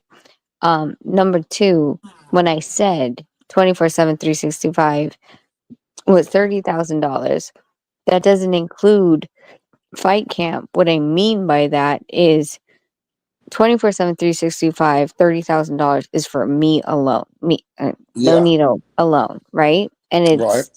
it could be 2 back to back, it could be nothing for 2 months and then all of a sudden they came back for 3, but it's only no Nito. When it comes to a fight camp and the 8-week schedule, there's an intensive allowance that now this let's call it $15,000 for 2 fighters. For 2 fighters, it's going to be $15,000. I'm just throwing out a number. For 8 weeks, and we're going to come out and test those 2 exclusively. That $15,000, that allotment is going to be only allotted to them. It's separate for 24/7 365. So you can pay for 24/7 365. Crazy is Norman can actually enroll in 24/7 365. He can get tested tomorrow and then he might not get tested all through camp. He might get tested once and then that's it, because it's just dependent on the 24/7 365. Now when you microscope it into 8 weeks, now it's intensive because that amount is only microscoped to 2 fighters, and they're going to continue testing and throw those tests as much as they can run that cash flow out. And Oh, you hey, don't know Rachel. when. Yeah. Just wanted to let you know Norman's already been tested once. Wow, he already been tested by signing up just last week. Okay. Once you submit your application, you're But people available. feel weird, man. People are saying to me, Rapstar, the Devin Haney and his camp, their testing's getting paid for, Rap. He goes to me, Snack and Victor Conte are paying for the Haneys, right? They're saying Brian Norman, they got to do their own thing. They've never done VADA before in their life. This is the first time they're doing VADA. So Bill Haney was like, I don't give a fuck. These guys have to do the test now. I'm not waiting 4 or 5 weeks for these guys. But Should have they did it said when behind in the the scenes. contract, it wasn't on the contract, Bill. Bill said, if it's not on the contract, I'll call Turkey and I'll pay for it. And You that's know what the what problem happened, with that though? Rachel. Everything Rap is he had Norman's telephone number. He could have called them and told them that, but instead he decided to go public. He knew what he Yeah, was we doing. know that's wrong the way maybe the bill did it. Maybe you're right. I agree with you. It was wrong the way he went into them. But Rachel, at that point, what would you do? They're calling you a cheater if you don't sign now. And if you sign now, then he's paying for it. So what's the problem? We're in a game that mind games mean everything, and I would just tell you to go fuck yourself. Because guess what, Rachel? Guess what Devin had said as soon as he agreed to it? Do as you told. That's what he said. It's a That's why I mind knew. game as That's well, why I knew yeah. it wasn't really about the testing. You said it No, it's a perfectly. mind Mind game. games. Thank you. It's a Rachel, they mind say game. this is 365 or the 365 24/7. There's only a few fighters. Devin is one of them. If he is, then Margaret would have announced it. Did she announce it? Yeah, she announced it. She put it on the website now. That he's 24/7, He's 365. 365 24/7. Yes. Not for this fight. No, for whatever he's been enrolled. If you go to their website, they just updated him and he's Well, there that's the dumbest thing because it's not going to be for this fight. because he's already 365. No, it doesn't fucking. So the 365 is one testing, and Okay, for this 30,000. fight, Correct. so for this fight, it's 8 weeks vigorous testing as well. Correct. What are we doing? Yeah, which one? So you paid how much to have Brian Norman in this program? Mm. And he could opt out. Doesn't fucking matter. But No, he could have said 30,000. to the Haneys, "Fuck off! You can't bully me." No, but $30,000 over the course of a year. Okay, that's how much testing you get. I don't know how much it costs per test. Whatever. But if you're trying to target it for 8 weeks or target it for this specific fight, So it's is not. 365 no good to Bill Haney and Devin? I mean, to Devin Haney right now if he's doing this If testing, he's the VADA opponent, testing no. right now. No, if he's an opponent, no. It doesn't matter because they might come in twice. Might. Now, people are And saying this, Rachel. I want you to clear this up. Brim's one of these guys, and I know other people are saying it as well. They're saying that the Haneys will put pressure under Victor Conte to try and get Brian Norman fucked for something.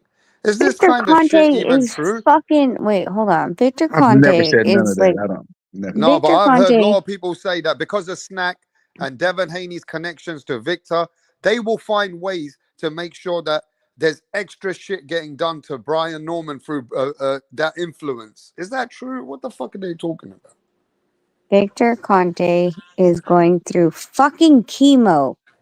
So he's not even hands-on anymore. He just lost 40 pounds dealing with his cancer.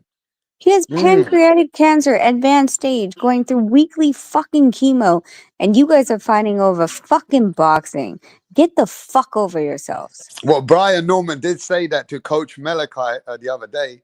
He said himself, look, these guys are affiliated with those kind of, they're playing games, Rachel. The They're only playing reason why he games with said that each is other. because of what they did to them. They did, like you said, they playing the game.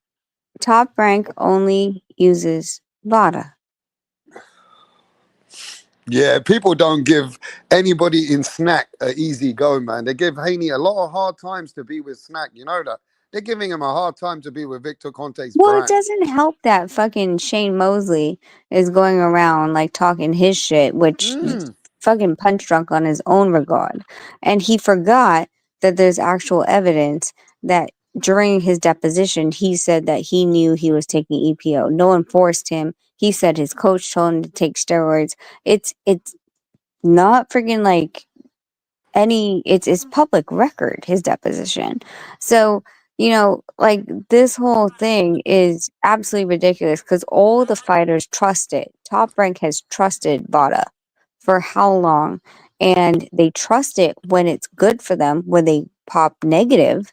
But the moment that it becomes against them, then now it's not okay. Just like Ryan. Ryan was fine when he fought Tank. He didn't have no complaints. He was okay when it all was negative going up to the Devin Haney fight. But the moment he popped positive, he submitted 6 supplements to the New York State Athletic Commission. He listed 6. He only submitted 2, and those 2 were the ones that had ostarine in it. And yet, when they tested those same lot numbers from the manufacturers, they were negative. Now, Rachel, can you teach us some stuff like if you enroll to VADA, this is Brian Norman's first ever time.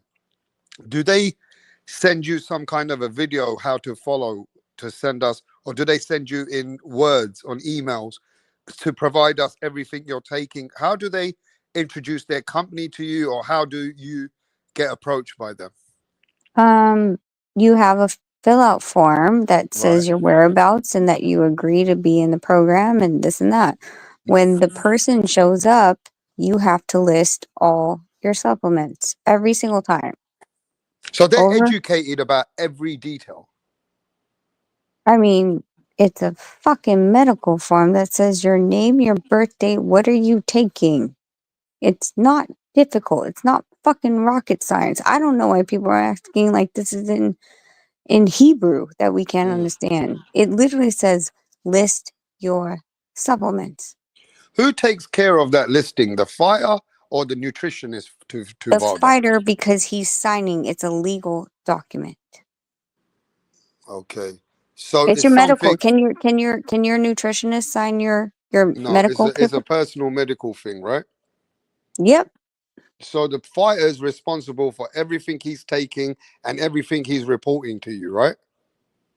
He's legally responsible. They're the person they're taking the piss from and So the how blood. can Ryan Garcia come out with, I forgot to tell you guys? What? No. No, no, no, no, no, no. He didn't say that. He said that they didn't disclose all the stuff they used. No. No. No, that was one part of it that he That was didn't. one part of it. That's only, first of all, he pleaded pretty much guilty because he settled and didn't fight.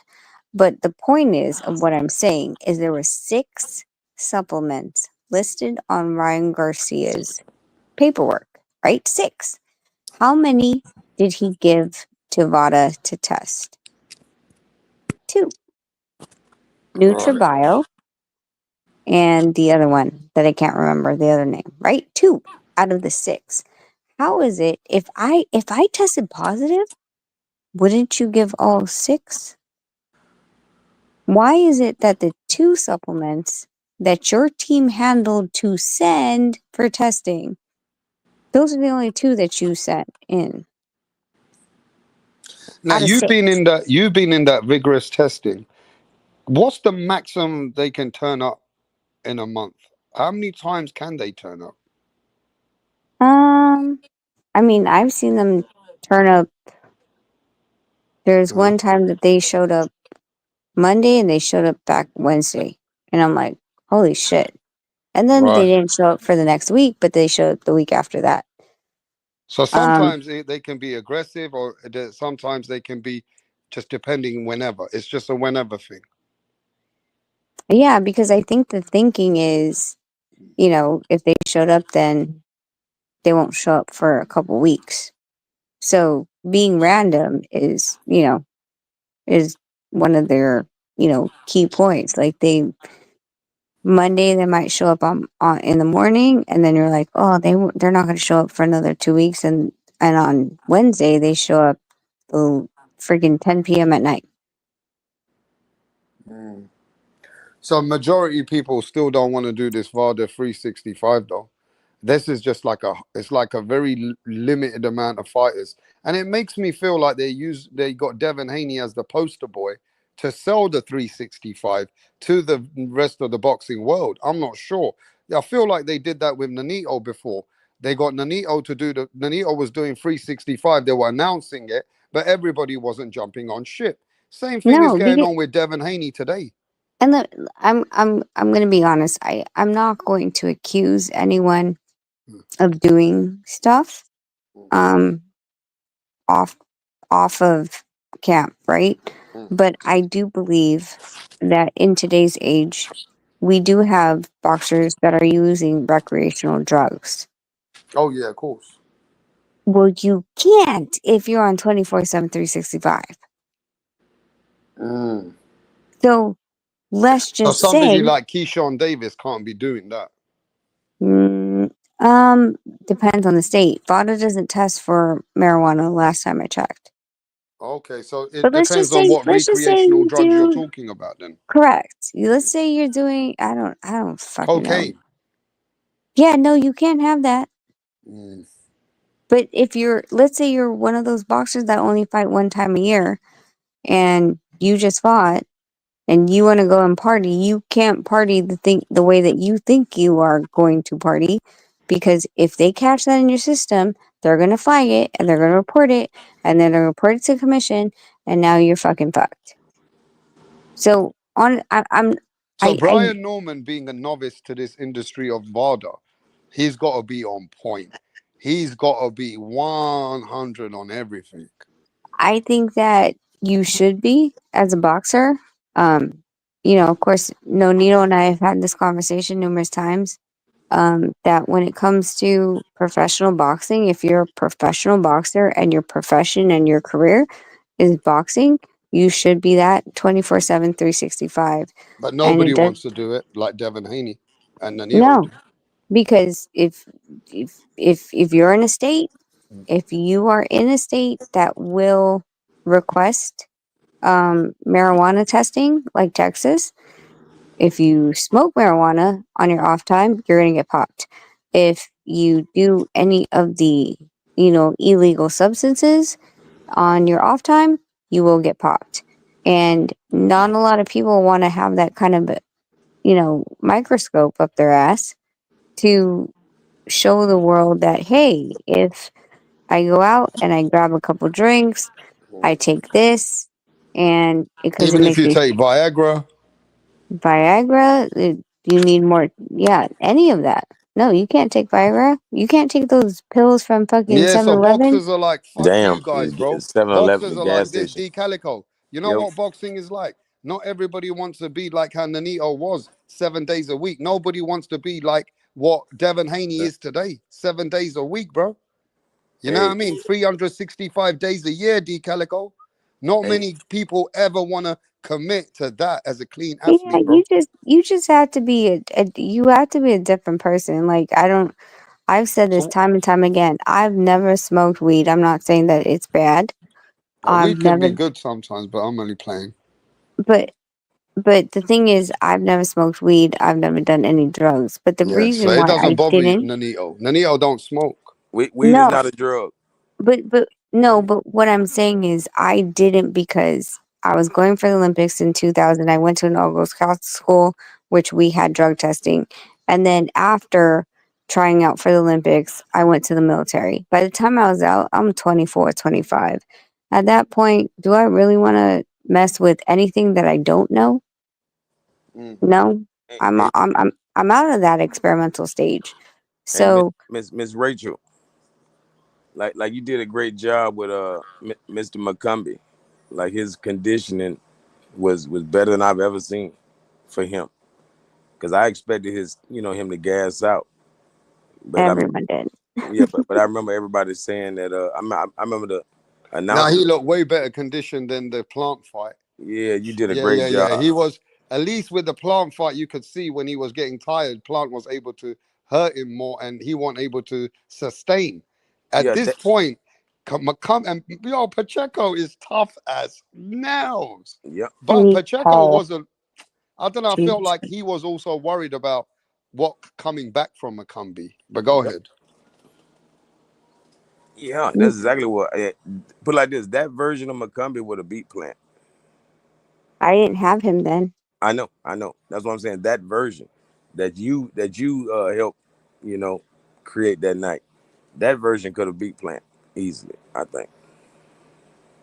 Yeah, it's always could have, would have, should have, right? It's always Mhm. hindsight at the end of the day. I mean, this is just a fun ride. So But Rachel, is the common thing always going to be the 8 week testing then? Or the 10 week testing? Is that the maximum that people are going to do with VADA then? 8 weeks is what the promoters are willing to pay for. But rap, I'm going to tell you, my phone's at 1%. All right, then. Well, thank you so much for your insight. And we appreciate you. It's been a long time, Rachel.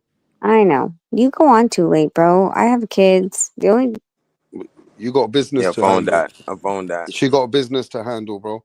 But D Calico, I asked her the simple question, bro. She goes, she would have done the same thing. She Hmm. would have, but she understands that the Normans didn't want to sign the contract for the VADA straight away because they felt like it's a mind game getting bullied.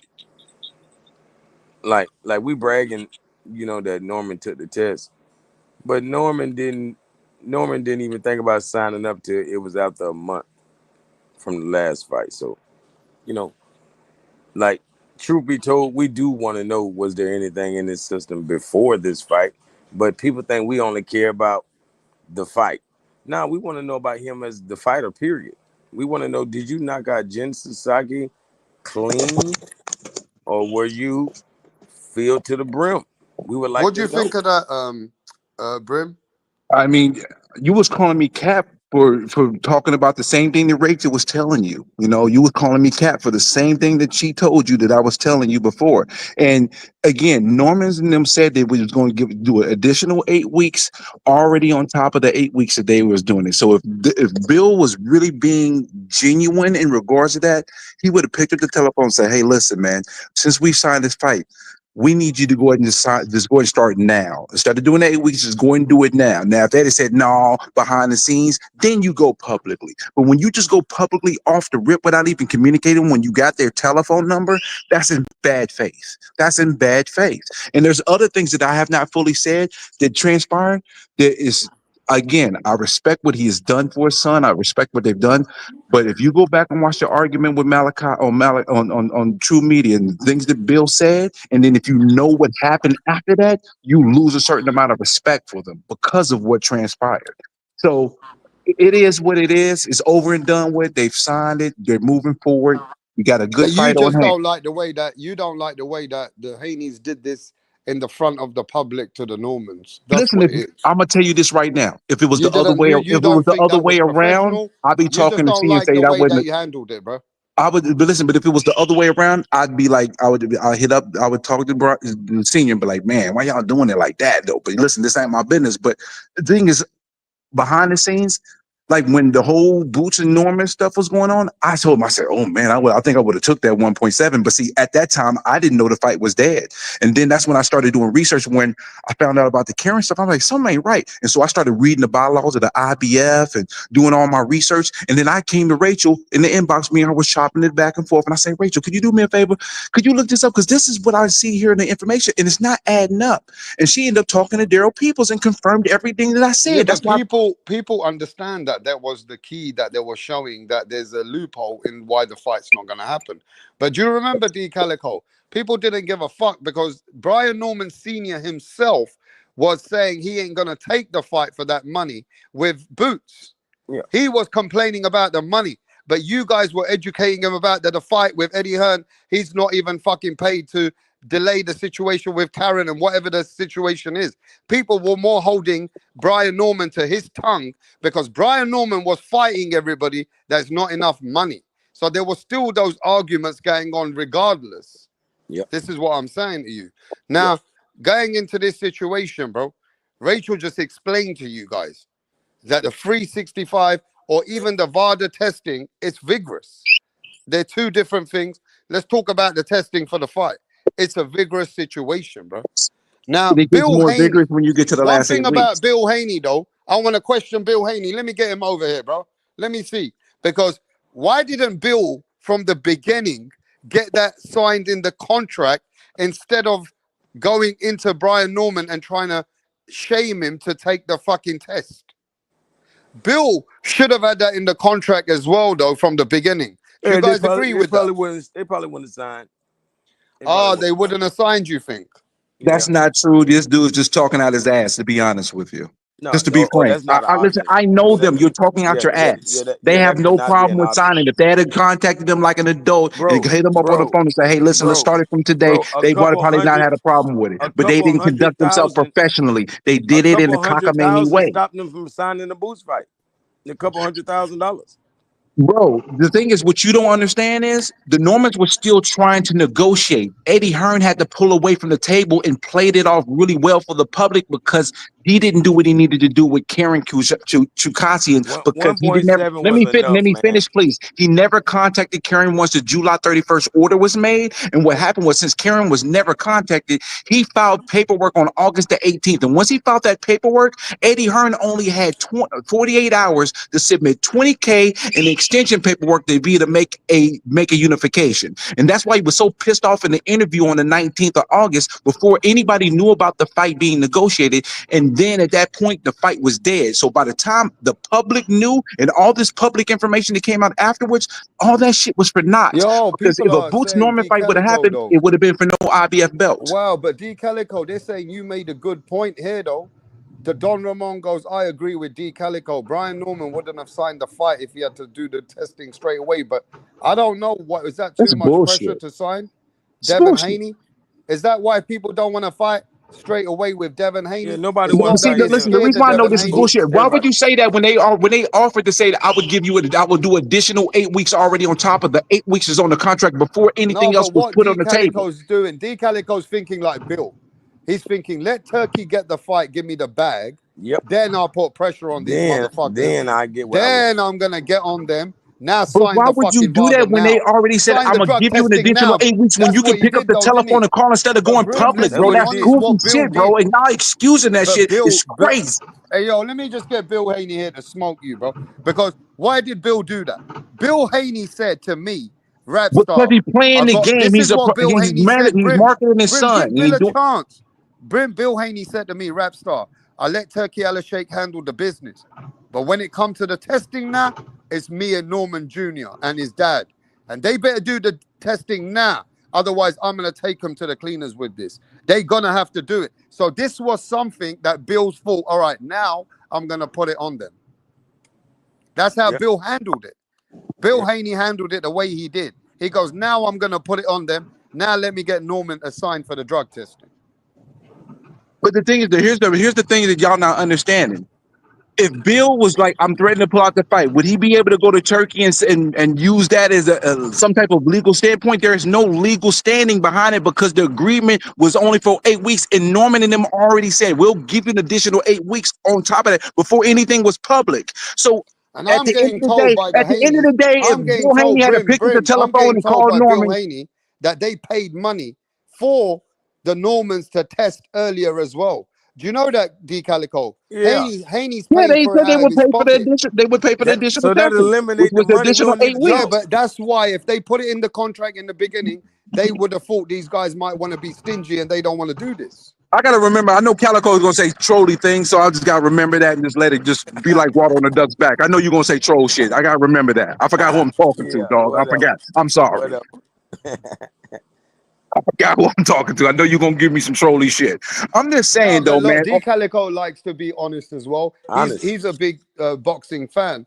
I just feel like when Bill was doing this, D Calico said, "I don't like the way Normans are talking back about it. They should just tell the Haneys, let's do this now, instead Yep. of fighting with them, saying we don't want to do this now." I mean, D Calico, you didn't like the pressure, the way that Norman was. You felt like he was. I mean, I'm gonna be honest. What D Calico said.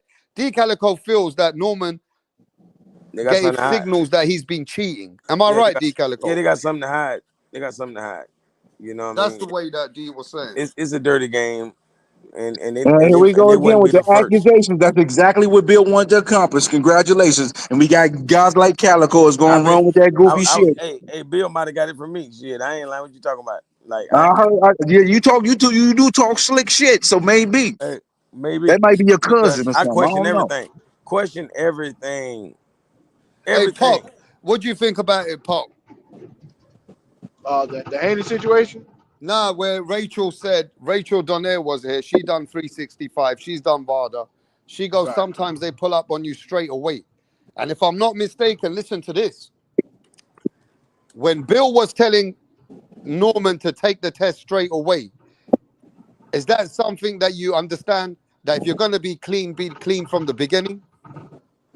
Yeah. I mean, I get it. I get it from both points. But from my understanding, this came from Bill's mouth. That in the contract it stated that once the fight is announced, that we will begin testing immediately. So that would That take it wasn't in the outside contract. of. I'm telling you, this is what comes from Bill's mouth, not mine. This is what came from Bill's mouth. Yeah. He said that in the contract it stated that we should start testing immediate once the fight is announced. And once they announced the fight, that was I'm assuming it was something that should have been understood. That even though VADA is 8 weeks, which Brian Norman's never been signed up under VADA, so he didn't know. So I think that was a little bit of a mishap on Bill's part by not knowing that little bit of information. But going forward, I'm pretty sure he put that in the contract. But if you knowing that it's an 8 weeks, standard, to sign up for VADA once you go to a fight, that if he says that immediately we go into testing means that, okay, well, in order for you to get started, get testing now, you have to sign up for 365. and it shouldn't be a problem. But I get the psychological warfare about it that Brian Norman felt like, okay, you're not going to run the situation. But I mean, right now, I get it though. yeah, That Bill, the Haneys are one up on the Normans when it comes to psychological warfare at the No, oh minute. they're yeah, not. I feel that way. Do you guys feel that way, D Of Calico? course, When it man. comes Come on, to man. educated business with the Haneys. Yeah, man. he's a Yeah, step Now, ahead. that's the I only will reason they say can use this. it I against will them. say this though. The Normans, at least they just fucking they just bit their tongue at the end and Yeah, they signed. and did what a man And would do. guess what? Guess what, D Calico? If I'm not mistaken, I don't know. But soon as he signed D Calico, they tested him. I've heard they've tested him Yep, already, bro. yep, The thing yep. is, the reason why y'all so disingenuous about what you're saying, because if it was about just the testing, Devin Haney would have said what he wouldn't have said what he said. And y'all guys are just letting that go off like water on a duck's Tell us back what he and said, excusing bro. it. I'm not Tell finished. us Y'all what he said. excusing that weak shit and y'all accepting that weak shit, and that's cool, Tell fine and us. dandy. Tell Cool. us what he said. Do as you told. Listen, if somebody says, I'm going to go ahead and honor this and do this, be like, I thank you, respect to you being a clean athlete to do this so we can show the world how we're supposed to do things as boxers. That would have been the up and up He thing ain't to no do. boss. But if it was about really, if it He was ain't no really about boss, the man. testing, he wouldn't have said what he said, do as you told. That's goofy shit to me. That's goofy as fuck. And I can't wait till he gets sparked out because they moved goofy and they did goofy shit in this process and y'all excuse that shit. That shit wasn't on the up and up. Why wouldn't you call that man when you got his telephone number and say, hey, listen, I know you've already signed up, but we want to go ahead and get you because they think they had already signed up. You just got to send the email to start the process of the test. And they had already signed up. So all they had to do was call them and say, hey, listen, instead of you starting August the 1st, we would like you to go ahead and get it in now and go and start now. And if they had did that behind the scenes, none of this bullshit would have happened. But the thing is, there's a play behind this. We're still talking about it to this day. It made the promotions big, and it also cast a cloud and a shadow over Norman in regards to it. So it was a multifaceted play, and it worked for what it worked, but it was goofy as fuck at the end of the day. Now, I don't think it would matter because you can just think about how when the fight was building up. Um, I knew that we knew about the fight way before Bill knew about the fight, and he's just trying to make it seem like he's trying to get ahead of the thing.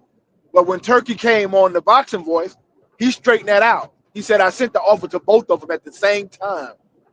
So on both ends, yeah, Bill was trying to make it seem a certain way, but Brian Norman was trying to make it seem like Bill was lying. But in the end of in the whole scope of it, Turkey the offer to both of them at the same time. So Bill behind the scenes or out him on social media, he was going to have the same mentality regardless. He wasn't going to do it if he came to him behind closed doors because the mentality was going to be the same. So it didn't matter.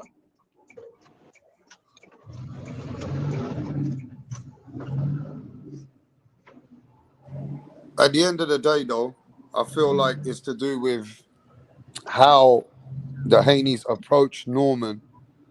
And Norman at first was playing hardball, and then the Haneys went in a bit more heavy. And then it No, got see, to the a thing is, point. it's deeper than that. Especially when you got Bill Haney telling Brian Norman, "Senior, fuck your mom" and all that on Coach Malachi's show, and then what happens That was after the fact? disrespectful. I don't respect that, and y'all let that type of shit slide. That's But Bill cool. Haney also came back I and got standards and apologized I for got that, morals bro. and I got a code and Brim, Bill principles. Haney did come back and apologize for that because he didn't know about the mother. Yeah, That's cool. That and don't Devin, change shit though. and Devin is Bill's son. I don't know why we I But like you that. gotta remember this though. Brian Norman sat there and looked at Bill's face and said, "I'm gonna make sure. He said, I hope my son put your son to sleep, and I want my son to step over your son's body and look in his No, face." you want me to tell you exactly what he said? I'm gonna say it verbatim. So you Well, think he you above? You talk like you above us. So I'm gonna tell my son to We knock get you the out and gist step of it, over you and bro. walk We towards got your the corner gist to of show it. you we above you. We That's got the what he said, gist of it, but you verbatim. just okay with it, is what you're saying. Like that was fly to you, but when Bill Haney snapped on his ass, that shit wasn't cool.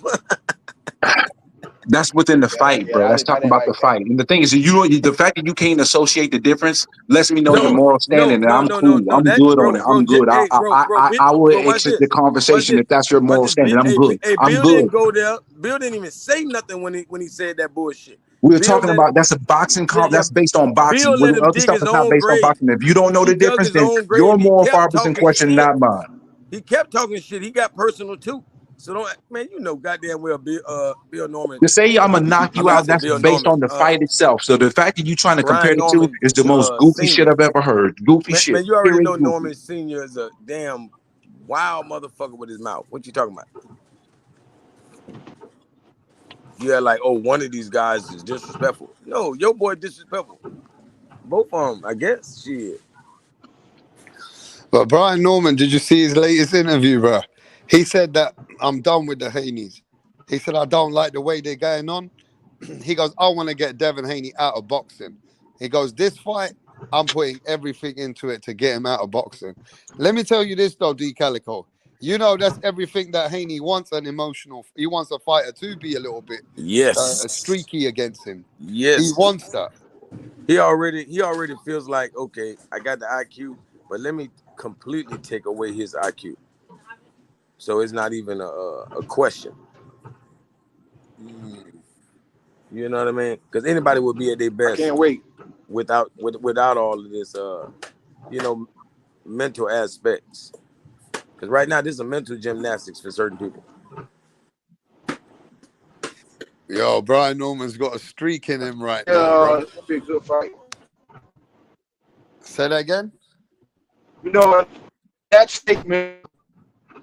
Hey, what do you guys think about Boots Ennis The versus mentality Josh of the Kelly? boxers today. Hey, yo, what do you think about Boots Ennis Trash. versus Josh Kelly, bro? Trash. You don't like it? Trash. Another trash fight. D Nah. Calico, you don't like it? My bad, run it back from it. Say it again. Josh This Kelly fight right versus Boots Ennis. Hell no. I wouldn't want to watch it. Like, it better not be on a pay-per-view or no shit like that. You know? Hell no. It can't even be a co-main event. I ain't gonna lie to you. Not for me. Right. I guess I'm spoiled, man. That's a sparring match. Hey, I'm spoiled, man. I know this guy named Turkey, man. He be putting on some cards, man. You feel me? Like, this cannot be the head fight on any card. Not in 2025. Hell no. Hey, Rap, let me say something Who right should quick, Rap. Boots clout? Yeah, go let this brother speak. Too rich. Hey, what's going on, Rap? We're chilling out here, bro. I just gonna jump back on the Haney thing. I'm from Atlanta, right? So I'm surprised that the Normans agreed to it. What I would have did was play the Haneys against Turkey because the contract was already signed. So if they were saying if the Normans didn't do the test early, they were gonna pull it wasn't gonna be no fight. I would have let them do it and ruin it with Turkey. Cause just like the Schofield messed up Turkey and Turkey don't want to mess with Schofield now, I would have played Haney against Turkey. Cause if Haney was gonna pull out that fight, they was not gonna mess with that money. Ain't nobody talking about the money. Ain't nobody leaving that much money for no drug test for nothing. So nobody was gonna But leave you that gonna money. leave it. But you was gonna leave it. And you a Huh? clean fighter. You a clean fighter. You gonna do that ignorant stuff right there. The contract was already signed. The contract was already signed and I'm agreed saying if to. you a So clean if Haney fighter, pulled out, that's between you Haney's gonna and Turkey. you That would gonna have been play between chess. Haney and Turkey. So you want to You see play what I chess. mean? You want to play chess when it's Yeah. time to just go ahead Yeah, and take a that's piss what test. Bill was playing. Bill was playing chess. I would have played chess with him. Man, bro, that's not worth it if you clean. You do that if you dirty. That's what I'm saying. That's what the Normans did. They did what I wouldn't have did. I would have Bro, played the game. I would have played the game. bro. That's just me. I would have played the game. Nigga, you ain't You gonna going want nowhere. that? Y'all need the money. Y'all didn't take the Norman fight. Y'all took the fight that was gonna pay the amount of money. Whether it was T.O., whether it was Drum Boots Ennis, or whether it was Brian Norman. It didn't matter. Y'all was going to the Haneys were going to get the money that was associated with those fights. Yeah, that It mean with wasn't or about without them picking Brian. the Normans. That mean with or without Brian. Yeah, it wasn't about they didn't pick the Normans. Normans were the third option. They didn't pick the Normans. That was the third option. They was gonna get the money that was associated Obviously with those they fights. did pick them. They put the list is the list. It don't matter. You didn't start with Norman. You didn't start with Norman. You started with T.O. You started with the easier Hey, look, fight. but Turki Alalshikh and Bill Haney agreed on a list. So he goes, let's keep going down the list. Okay, I'm saying Yeah. you went down the list. You didn't He start say with the Tio is Norman. the easier fight, but Tio is the that's a legendary type fight, brother. And I agree. I agree. I'm just saying you didn't start with the Normans, though. We can't fool ourselves and say they started with the Normans. You did not start with the Normans. But he's not the most skilled boxer on that list. He just Oh, it a don't matter. power fighter. I'm just saying they didn't start with the Normans. That's all I'm saying. Of course not, bro. Yeah. Well, you got to think. You got to think that I B mean, Norman they was don't just even in got no a history. They don't fight even got with no history with So him. let me tell you how the list actually ended up. From what I know from the Haneys told me, they actually agreed with Turki Alalshikh to fight Ryan Garcia, but Ryan Garcia lost after their win, right? So that fight Ryan right, Garcia came right. off the list. The second fight that Turkey told them is fight Tiafimo, right? So then they agreed. They signed that fight. Tiafimo again declined the fight. So two ducks. The third fight that we found out now is that they agreed with Turkey. Turkey said to Devin Haney, if I get Boots to fight you at 147, would you take the fight? He goes, I'll take the fight. Boots then turned around and said to Eddie Hearn, I'm not doing it. I'm going to 154. Okay? He goes, if Haney wants to fight me, I'll do 152. And Bill Haney said, fuck 152. We want to be at 147. We've never even been at 154 yet, right? So then we're realizing those are three fights that Devin Haney signed to do. Now, the only man that stepped it up straight away with Turkey is Brian Norman. When Brian Norman, they said, because don't forget, Devin Haney weren't able to get the fights, Turki Alalshikh said. So he goes, I had to approach and think in my brain. When he approached both of them, that you guys, would you fight? And he said, yeah, would you fight? Yeah. All right, let's make this deal now. So that's how Brian Norman came and said, yeah, we'll make this deal now. Yeah, but you got to think, Rap. Turkey had a certain amount of money associated with those fights. He said he's only paying for tough fights. So if they want the money, they have no choice but to take a tough fight. They have no choice. They don't. But They not the but A side in if this you look matter. at the list was nothing like D Calico said. It's full of tough fights. It's full of tough fights because that's where the money is associated with. Yep, It's not full yep. of cheap That's where the fights. money It's full of is. tough fights. Yeah. And you know the Haneys, they want big business. They want big business. Exactly. Yeah, they don't want that small fucking fry. They're not taking no small fry. That's You the don't part where they blame them. get I my don't respect blame them. because Give the they money. don't shy away from big fights. That's where they get my respect. They don't shy away from big fights at all. No, they don't. They don't. And They because I don't. know that Brim really respects Norman, so even Brim has to respect Haney for fighting Norman. No Yeah. shit, bro. And Listen, bro. I'm a boxing I'm fan just from first, Atlanta. bro. It's gonna be a good damn fight. It's gonna be a good fight. It's gonna be a good fight. Shit. It's Man, And gonna the be a reason why good it's most gonna fight. of be the, you know what boring. I'm makes it a not. good It's gonna be fight? You know what boring, makes and it y'all such a don't good realize fight? what that means. It's gonna be You know boring. what makes it such a good fight though? Devin gonna Both dominate. fighters are facing elements they've never faced before. Yeah, I just make sure you Nah, come you're a around when it's damn time, lie. my guy. Make sure you come around when it's time, dog. That's all I gotta say to you about that. Make sure you around when it's time, and I need Bro, you to cam up. I want you to show me your grill piece bro, after the fight. nothing that Henry's never seen before. What the hell? Stop it. Neither fighter, there's elements that both fighters bring to the table the other fighter hasn't seen. And if you don't know that, then you're Oh man. definitely not even paying attention to boxing. You just Yeah, on some I bullshit. must not I be. can tell you what both fighters are going to see that they haven't seen before in a fight. I can tell you about both Nothing. fighters. Nothing. I'll tell you Norman first. Norman is not fought a person that has No, now everybody know what the everybody know. Everybody know what he ain't seen nothing Haney got. I'm going We to say talking it. about Norman. Let me We talking because about Norman. while you trolling and capping, I'm actually going to give the facts and speak real. And I ain't gonna do no trolling and capping. Bro, So Haney got a plethora of things that this guy has never all seen. right, I'm still going to tell you, regardless if you hear it or not. I'm still going to say it because there's other But people what about listening. Norman though? Okay, so since you worry about Norman, this is where he presents the Haney that he has not experienced. He is not fought a fighter that is his size that has the equal length, equal arm reach, or bigger. He's never faced a fighter that brings that to the table. No, he has not. Yeah, Not vice on the versa. level, not on that level. No, he has not. No, he is not. And he's walking into 147 versus a true 147 pounder. There are other elements of that. He's never faced a gigantic puncher either. He's faced some people with some pop, but he's never faced a super So wait. dangerous puncher. So there's No, about wait. there's 3 or 4 components that Norman brings to the table that Haney has not experienced before. Because one of the things that Haney has Nah, been able to ain't no do in his 3 or 4. fights, he's been able to utilize his size and his length. So when he fought Loma, he had the reach Who? advantage. When he was Oh able no, to no, no, no, utilize no. it, But what about he your does boy? not have the reach What advantage about your against boy? Your Norman. boy don't use that link. Okay, you're not going to be using that link when you're fighting a fighter that's Bro, coming that in. link, man, that link ain't even gonna be This is why I know a you're just fucking a troll, issue. because you're not really trying to look into the aspects of the fight. Because the thing Your is, boy don't even use his reach. well, why would you use your reach when you want somebody to bring the fight to you, and the fighters didn't even thought the last 3 fights brought the fight to him? So why do I need to use my reach when I'm fighting somebody that wants to bring it to me and I want to engage?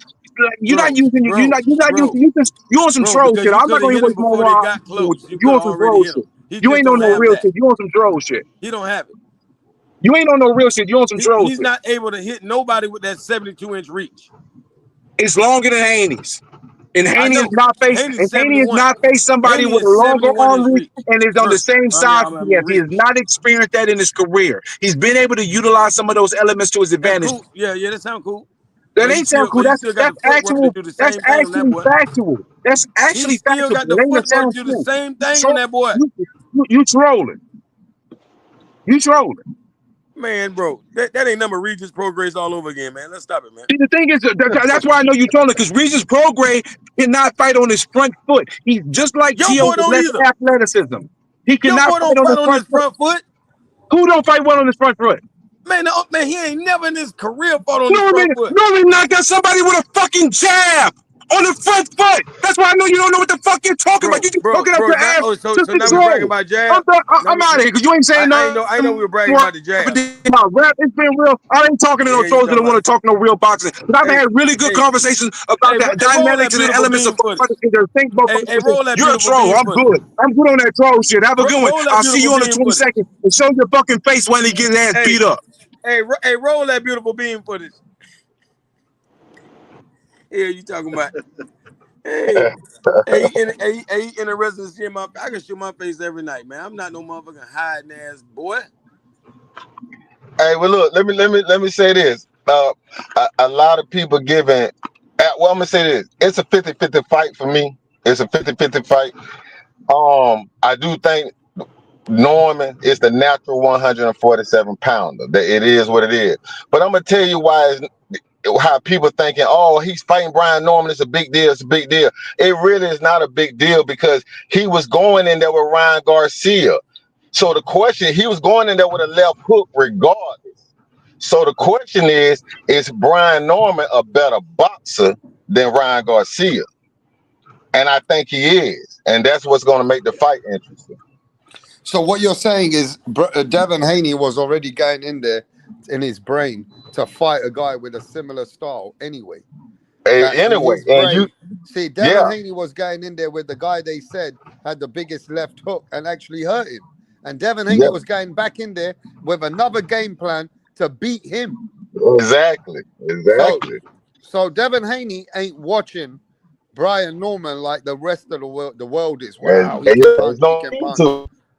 No need to. You've been in there with Ryan Garcia, you know what I mean? So he was going in a fight. Either way it go, he was going in a fight. Same game plan, basically. Same game plan. Whatever you were gonna do with Ryan Garcia, do it with Brian Norman. Hey, you know what? That's a good question, bro. I'm gonna ask Bill Haney and the Devin Haney camp that question in a minute. Once I get the message from Devin Haney, once I get the message from Bill Haney and them their camp, I'm gonna actually fucking ask them that question, bro. That you guys are going for Brian Norman. Is that something that you already prepared in your mind, knowing that you were gonna face Ryan Garcia in the rematch, or is it not a similar game plan? Is it different game plan? Yeah. I mean, of course, with the left hook aspect, you have to. Yeah. You gotta watch for the left hook. You gotta watch for the left hook. Cause that's all the kid got. And but this kid leads with his left hand. Like a pure boxer never leads with his power hand, but he leads with his power hand, so that's gonna make it easier to avoid. You know what I mean? And that's why I say, if Norman don't watch out, he gonna look up in the 5th round and be down 4 rounds to 1, and then he's gonna be pressing for a knockout. You see what I mean? Ah, so what you're saying is this is Devin not a Haney, foregone if it no, so conclusion. let's go here then. So it's the 8th round now, and Devin Haney's up 6 rounds to 2. And now Norman needs to press the pressure, press the fight. But guess what? Devin Haney knows that it's easier for him when the fight is frustrated, putting on pressure. Yep. So Devin Haney now, if he goes back to a bit more extra boxing and moving a little bit and just keeping it at distance and using, using his Angles. attributes, if he plays smart and safe, if Devin Exactly. Haney plays safe and he puts his safety cap on and he's winning rounds, then it's going to be hard for Brian Norman to actually get his way with Devin Haney. Yeah. Devin Haney need to get up early, and I don't care. Come 8th, 9th round, if he up 6 rounds to 2 or something, get on that bicycle and just jab and get the fight over with. That's all he got to do. Yeah, it's mandatory. For real. Yeah. But yeah, So Brian Norman got to box him. He got to keep that fight close early. He got to keep it close so he can be comfortable. but he's He not a can't boxer. let it get away from him. Yeah, but when you go into a fight using your mental strategy, trying to outbox Devin, you'll be tired by the 5th, 6th round, bro. And that's going to be the challenge. This is not a Brian foregone Norman conclusion. Brian Norman has to create opportunities and be able to take some risk and create openings for himself. Yeah. Like people think, like everybody knows, okay, it's gonna come a point where it's not just boxing, it's gonna be a fight, right? But people think that fight is gonna last so long. You know what I mean? Like, there's no way this guy makes Haney have to fight. He's gonna get boxed the majority of the fight. You know? Now, whenever those rough times come, I just want to see Haney match him. You know what I mean? Just to show that kid, like, hey, if you thought you were gonna hit me with a 2-piece, I got 2 for you. You know what I'm saying? Shit like that.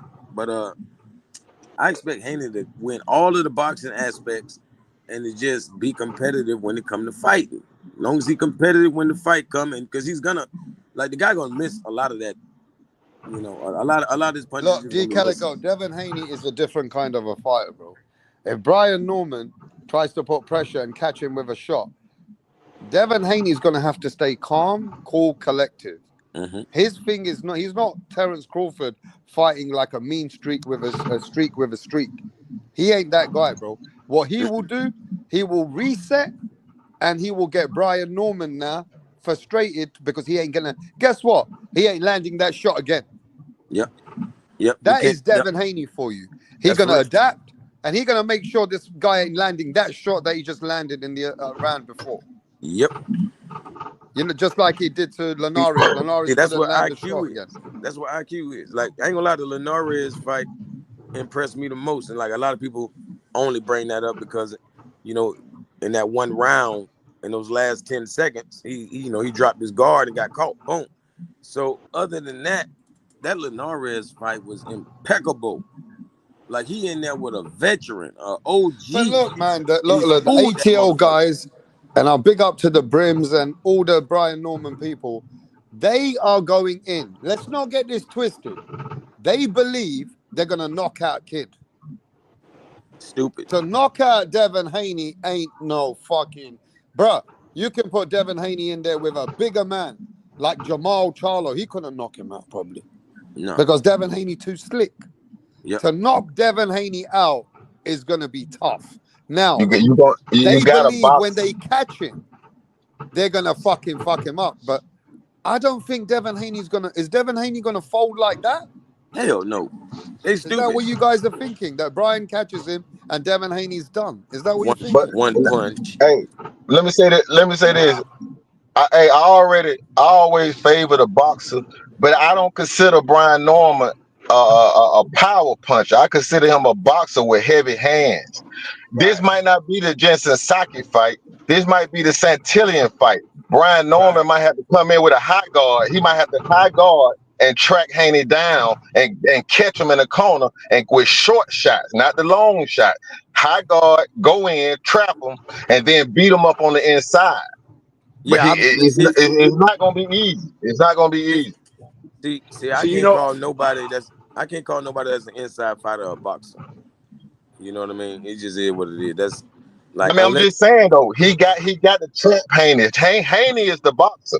He got a trap Haney. He got a trap. He got a trap. He can't stand on the outside and yeah, outbox see Haney. that's gonna He take got a trap. footwork. That's gonna take real boxing IQ. That's what I'm saying. Like We gonna find out. We gonna find out. yeah, he That's the gonna challenge, learn. though. I'm He gonna saying be that's the learning on the challenge. job. Like he don't even have nobody he can spar with this kind of IQ. Like I ain't gonna lie, if he was smart, he would probably get Rashidi Ellis in this camp and do that. But Rashidi Ellis is gonna be out to get him. So that's gonna be a hell of a camp because Rashidi Nah, Ellis yeah, really, he can't do that. Nah, he can't do that. it'll be hard. But Rashidi Ellis is the best at 147 that's anywhere near comparable to Devin because he's Yeah, but so let me tell you slick. something about Norman, though, man, that you got to notice, though. You ain't never seen him load up on a shot, man. He got heavy hands, and that's going to be his best. He got to touch Haney every chance he gets. Keep touching him. Keep touching him with them heavy hands till you can slow him down. Take a Man, shot or two. He might got I to don't take know. a couple shots from Haney I to don't get think in he hurt. there. I don't think he really hurting them guys. It's always something crazy happen like a headbutt or elbow, and when that blood come, then he's a demon. He a demon. Once And that then once that's that what blood, that's what he might. That might be what he got to do. That he he gonna might got have to to do do. that. That's why I want Haney to be prepared for the dirtiest shit of his life because he got to understand what desperation is. People want that money more than you. Huh? Yeah, People would do anything for that money. Boy, Haney, of course you need to be testing them. Haney, of course you better watch out for the elbows. Haney, you better watch out for the headbutts. Haney, he might tackle your ass. You hear me? It's like that. You yeah, feel me? Like I done yeah. seen him do it to lesser opponents. So people say, "Oh, he don't do that. He done cleaned up his game." Nah, whatever. This dude elbow everybody. He get a chance, but Haney don't fight enough on the inside for that to happen, and he better not do it because this will be the wrong person. This guy's gonna be like Kid Austin. He gonna be lunging.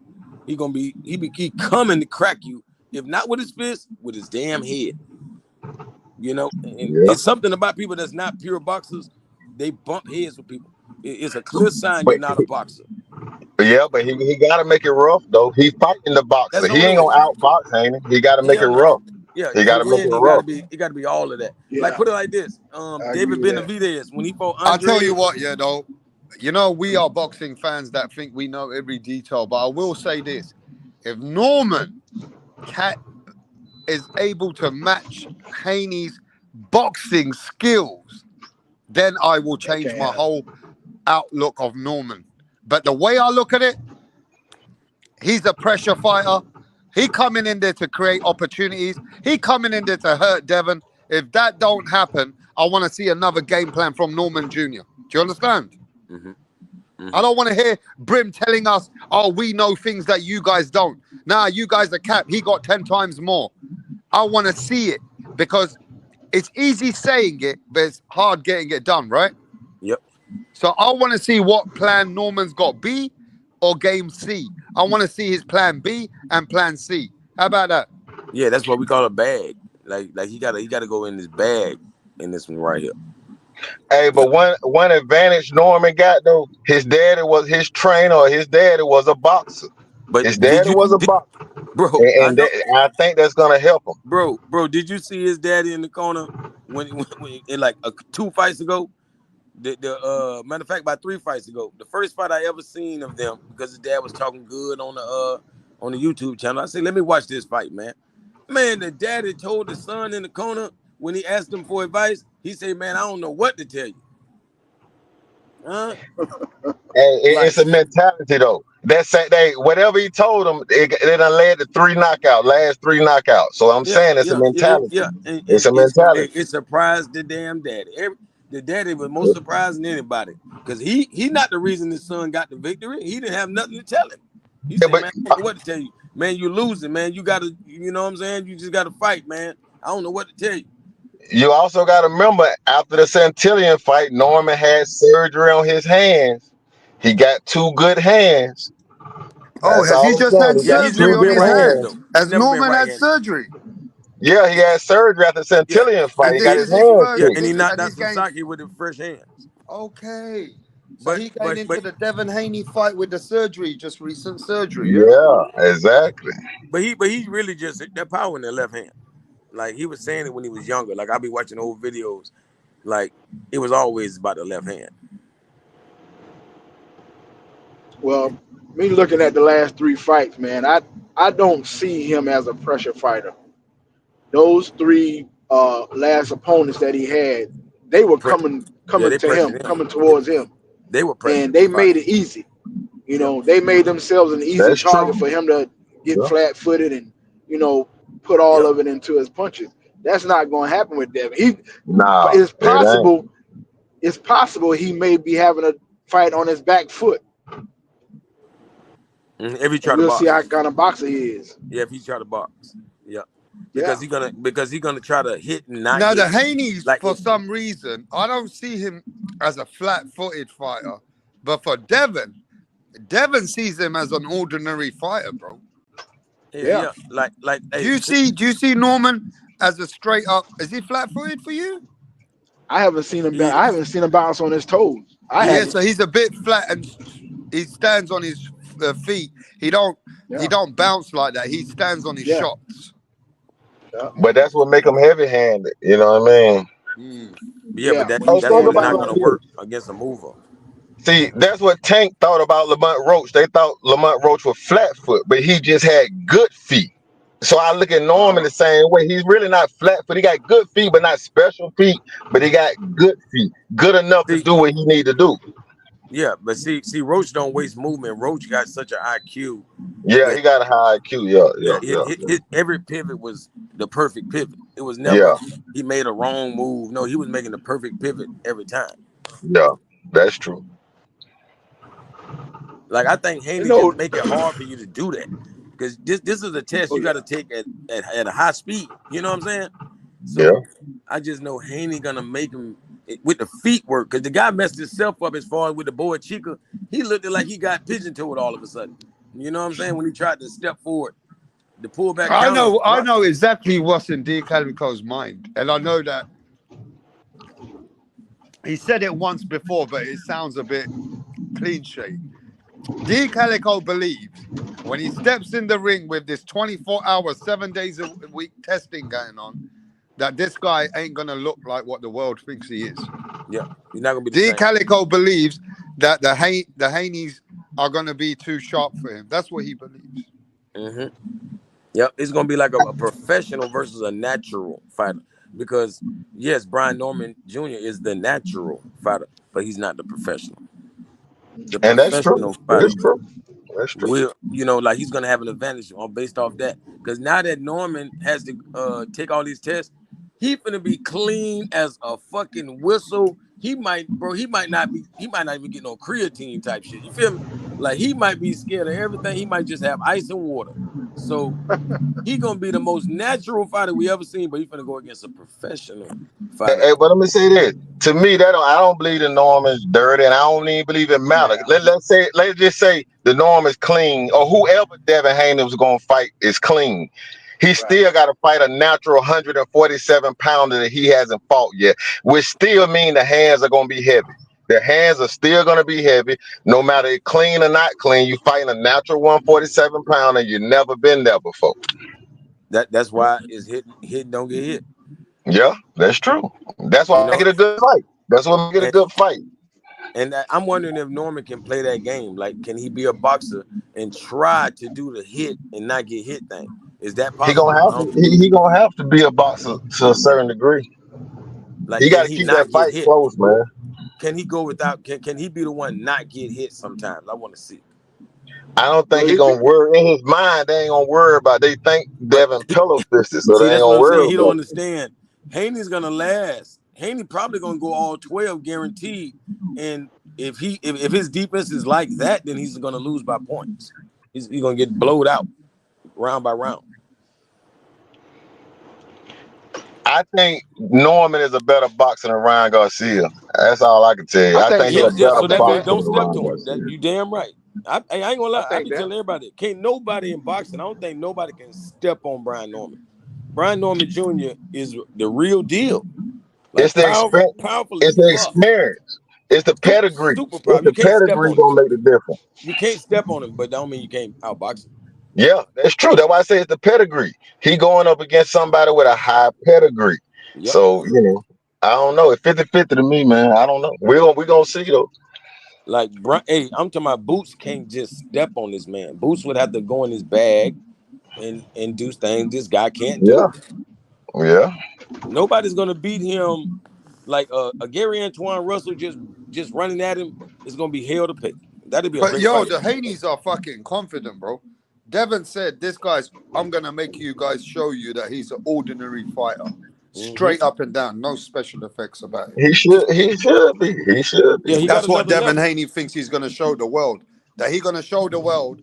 Devin Haney's that's what he believes. That he gonna show that this guy's power ain't nothing for elite fighters. Yeah, and good thing about that, he gonna get hit. It's gonna show this fight show everything. It's gonna show punch resistance, whatever he has or does not have. You know what I mean? It's gonna show, that ring generalship. You feel me? All of that. Yeah. You know what I mean? It's just gonna show what level he really is on. Because if he does this to this guy, and if we ever see another person is a Regis Prograis or Brian Norman, we already know Haney is going to win. These type of fighters might be tailor-made for Haney. Because we didn't know Regis Prograis was tailor-made until it happened. Just like a lot of these fighters been tailor-made for Norman. You run up on Norman, you try to step on him, you're gonna get smashed. It ain't happening. Yeah, the early rounds is gonna be key. Yeah, The the early early rounds is gonna be round. key. Yeah, they're gonna be key. I can't think of nobody in boxing that could step on that boy. I ain't gonna lie Hey, to you. if Devin Haney scored 3 points, Brian Norman got to get at least 2 of them back. He got to get at least. He got Yeah. to keep it close. He got to keep it close. Yeah. By all means. Yep. That's gonna make him predictable. All right, let's Yeah, not forget, yeah. that's it. If That's Devin it. wants, if Devin wants, Devin has shown that he can fight a fight where no man can even touch him. Yep. Flawless So if victory. Devin And, makes and, this and he, more he get booed boring, out. Yeah. and Devin makes this very strategic and boring, Mm-hmm. could he make Brian Norman look like he's punching the air for most of the fight?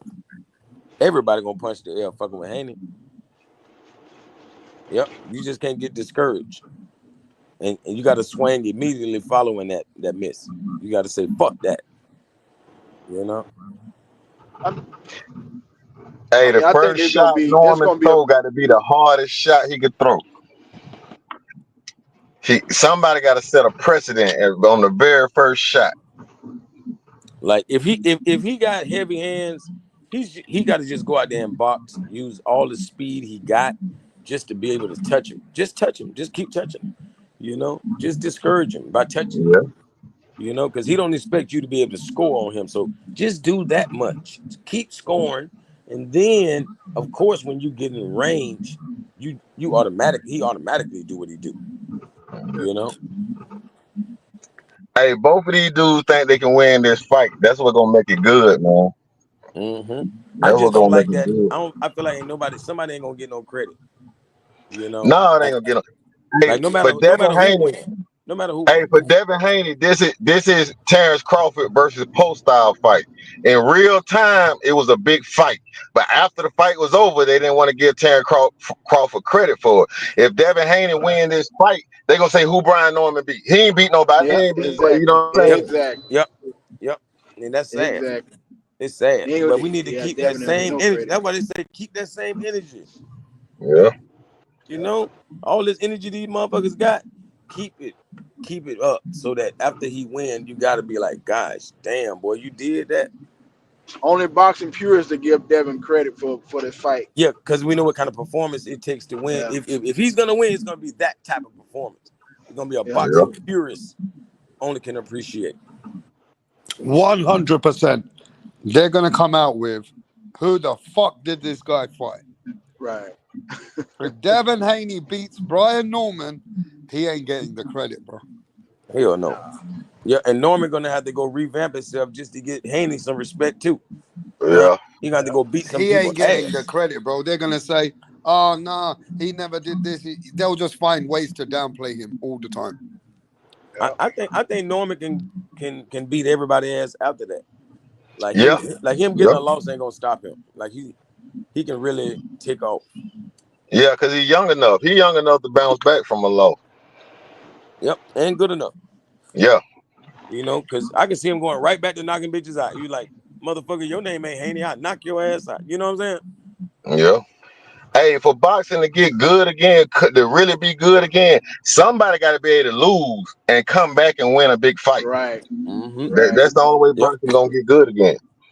Right. And I ain't gonna lie, this fight worried me because Haney fighting him so early that I feel like if he beats this young guy because he's inexperienced, this guy will go take somebody else's belt, Raleigh Romero, whoever, Mario Bart, he'll take their belt. And when you try to unify all of these belts at 147, you got to see him one more time. Yeah, yeah. And that might be different because I don't know. I'm just saying that shit pressure. Don't they have a rematch clause in there? I think the champion do. Yep. But if it's a unanimous decision, you're not even supposed to exercise that. I'm gonna be honest. Right. You I got heard one there's no rematch clause. move on and okay, Okay. good. Yeah, I think whatever happens, Norman should try to go and fight Boots after this. They need to get that out the way. Yep. I know what you mean for legacy. Yeah. And I was gonna say this too, Rap. The Boots and Josh, who is it? Josh? Josh What is it? Kelly. Josh Kelly. Josh Kelly. It's not that it's not a bad fight.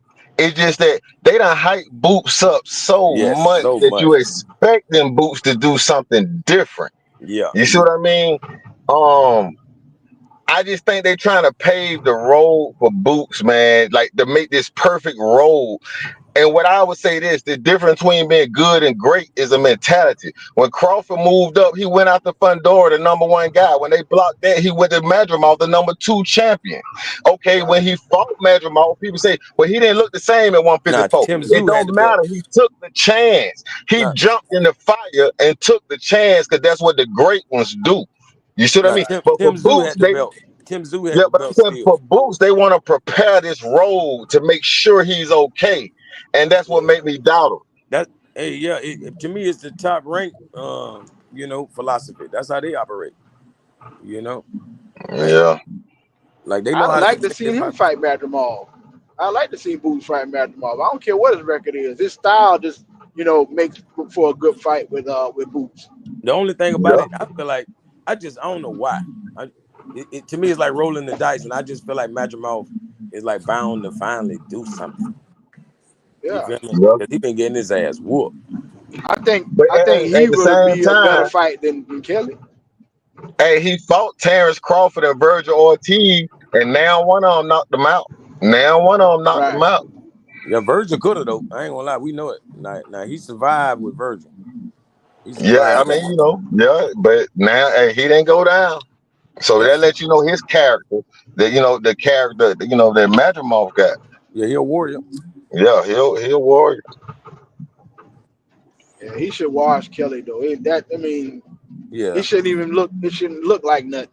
Yeah, Brian Norman, if he went to 154, he should fight Josh Kelly. You know what I'm Exactly. saying? Not Boots. Or Xander. I thought Xander was supposed to be fighting, trying to fight Josh Kelly. Now I feel like Xander and Boots should be like the last fight for all the belts. I just to me. Before Xander even got this championship, I knew he was gonna get it, knew he was gonna win. But I just felt like in the end, I want to see them two fight. Because they're the only pure boxers at 154. Everybody else is Yeah. like brawlers. But You them know, And boys after got style. I think they go give ahead. Baccarat too much credit, man. I don't think Baccarat no boogeyman, He man. ain't They no got boogeyman. He he ain't no ain't no boogeyman at all. boogeyman. Man, Tim Zoo He was just hurt. had a good fight against Tim Zoo, but he ain't No, he no was hurt. boogeyman. Tim Zoo, he came back from that Fundora fight too fast. How Yeah, you come back? How you come yeah, back before Fundora? You know what I mean? yeah, You the one yeah, was split in the head, leaking everywhere. yeah. Soon as Bakram hit him on the top of the head, it was a wrap. He went to wobbling. You're like, oh yeah, you still hurt. Thank you. Yeah. Cause Turkey said shit, he won't fight Baccarat him. didn't knock out the guy before he fought Tim Zoo. You feel me? Like that knockout, scared people, made people think he was something. It to me, Yeah. it's like Sasaki.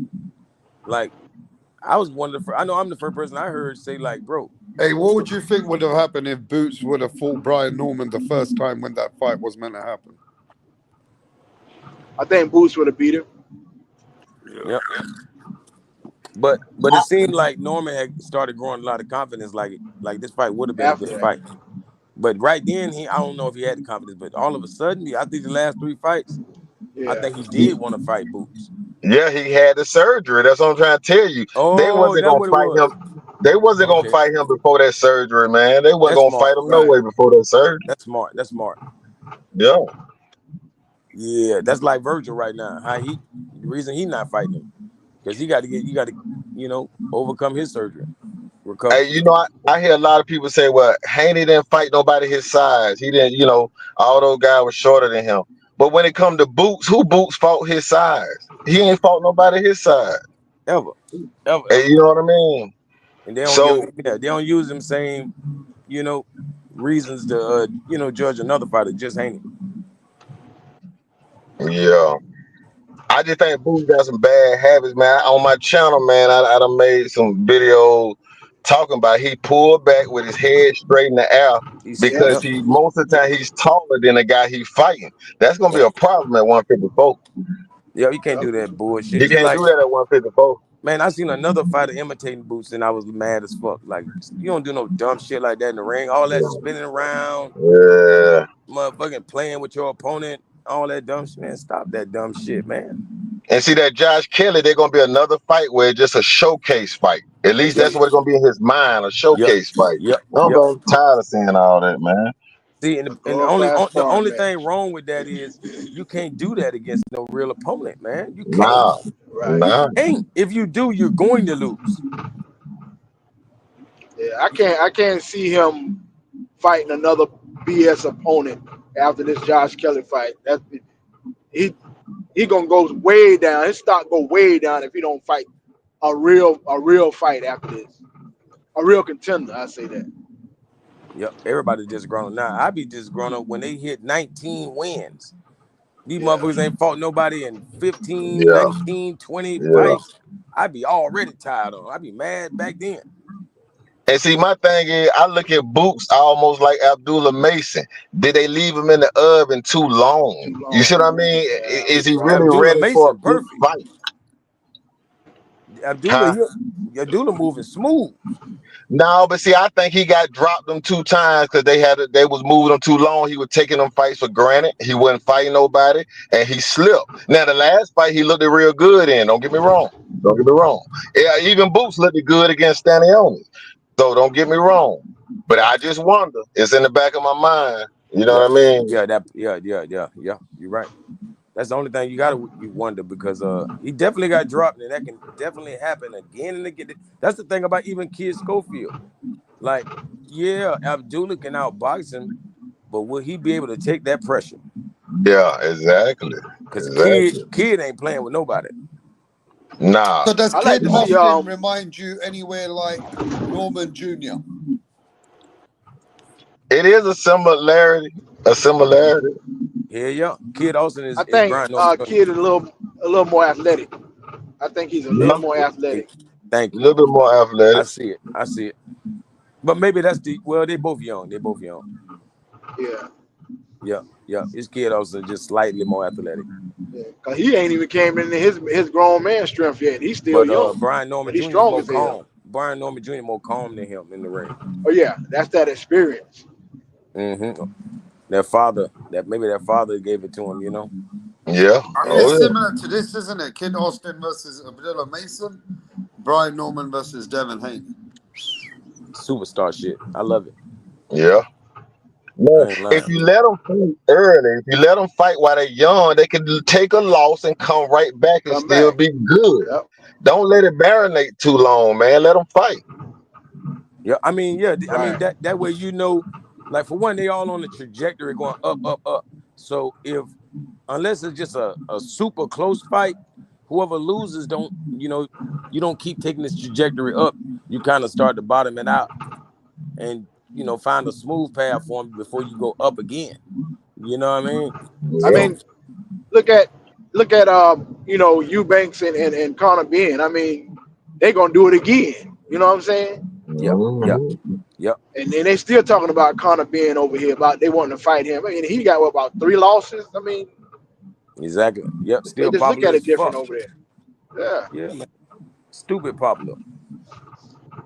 That's how we supposed to be about our fighters. You Hey, know? I look at Canelo. Canelo is Canelo because he took a loss to Floyd Young. It didn't bother him. It Right. actually taught him a lesson. You see what I mean? Yep. Now Yep. he's Let facing these about jokers fight Young, man. Because, like I say, if Floyd lose to Abdullah or Abdullah lose to Floyd, you losing at the top. You're not making a mistake against a B-side fighter that you had no business losing to. Lose at the top and you could come back because you could beat all the B-sides. Like you say, you come back, beat a couple B-sides, and you right back at the top. Yes, sir. right. Yes, sir. Get that match back and win, and then you're still back on top with a loss. Yeah, exactly. That's how it's supposed to be, man. You gotta have some losses, man. These jokers Hey. gotta have some losses. Or put it like this: if you're scared to lose, you'll never win. But yeah, exactly. You ain't gonna never challenge yourself. You like all You that looking all like the Hall Tank. of Fame. You looking like Tank. Yeah, all that Hall of Fame, you'll never get there if you don't try. Yeah. Motherfucker. The great ones, you gotta be a little reckless, man. You gotta be Muhammad Ali challenging Sonny Liston, man. You gotta be reckless, man. Like fuck it, man. I'm going, I believe in myself. You know what I'm saying? Yep. Like just fuck it. Right. Yep. And your team got to think of you the same way. So when I look at Boots, I question what the team think. Why y'all still feel like y'all got to guard them or lead them to the right path so much? Like this joker's supposed to be a phenom. Just let him go in there and run over somebody, man. Hey, and this how I know Haney's something special because people ain't paying attention, but it's a lot of fighters that have adopted his style. It's a lot of fucking fighters, bro. Yeah. I'm like, I don't know if Devin Haney training these motherfuckers. No, I'm just saying though, for real though. These motherfuckers, like one of them, he do be working with. I forgot the dude's name, Newman or whatever. I was looking at that big dude. Even though he 168, he boxing like a boxer. You know what I'm saying? I'm like, okay. No wonder he under Devin Haney promotions. Like he even got Haney style, just like how your boy Hitchens got Haney style. Yeah, You he feel me? do. Yeah, he do. He Like it's do. a couple guys like what you call it. Catterall tried to imitate that style just to beat like who the fuck Catterall had beat before the Paro. Was it Paro? No, was it? Did Catterall? No, Catterall fought Regis Prograis, and he imitated pretty much what he saw Haney did against him. You know what I'm saying? Yeah. So it's just crazy how you seeing people adopt a person's style while they still in the game. Because people tried to adopt Floyd's style, but it was years after he left. You know what I'm Yeah. saying? Yeah. You know Like who you I got like to see? I like to see Boots fight. I like to see Boots fight Charlo.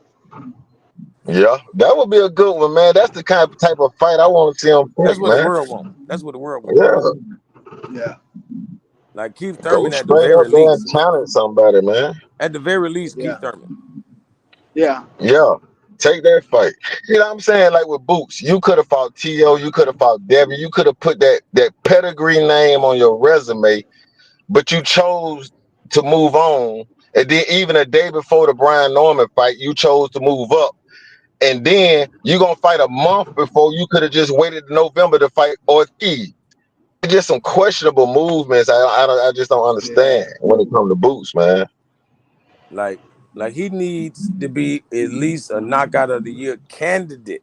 Because we already know what the knockout of the year is. That's Brian Norman Jr., Sasaki. Yeah. Okay. You got to be a candidate for knockout of the year against Josh Kelly, Boots. Or this fight is going to be like a waste of time. It's going to be a waste of time. Like, of course, you can put the baddest hand. You can put all the Sugar Ray Leonard hands on him that you want. Nobody's going to care. You feel me? Like, the nigga got the science. He got the sweet sauce. But that shit don't matter when we don't want to see this shit. You feel me? So make us want to watch this and knock the shit out of Josh Kelly. Like you at 154, show us some 154 Boots power. Like you know what I'm saying? Like you hit him with the boot for real. Hey, Worst thing Josh can Kelly happen is he gonna. go in there and get a fight in. Yeah, Hey, Josh Kelly Josh going out Kelly gonna early. be the 154 Karen, man. Yep. Gonna move around. You like, oh, I saw what Karen did. Let me show you something. Yep. And Boots gonna win the fight, but it just might not be pretty. Yeah, man. Oh my gosh. Don't. Oh man.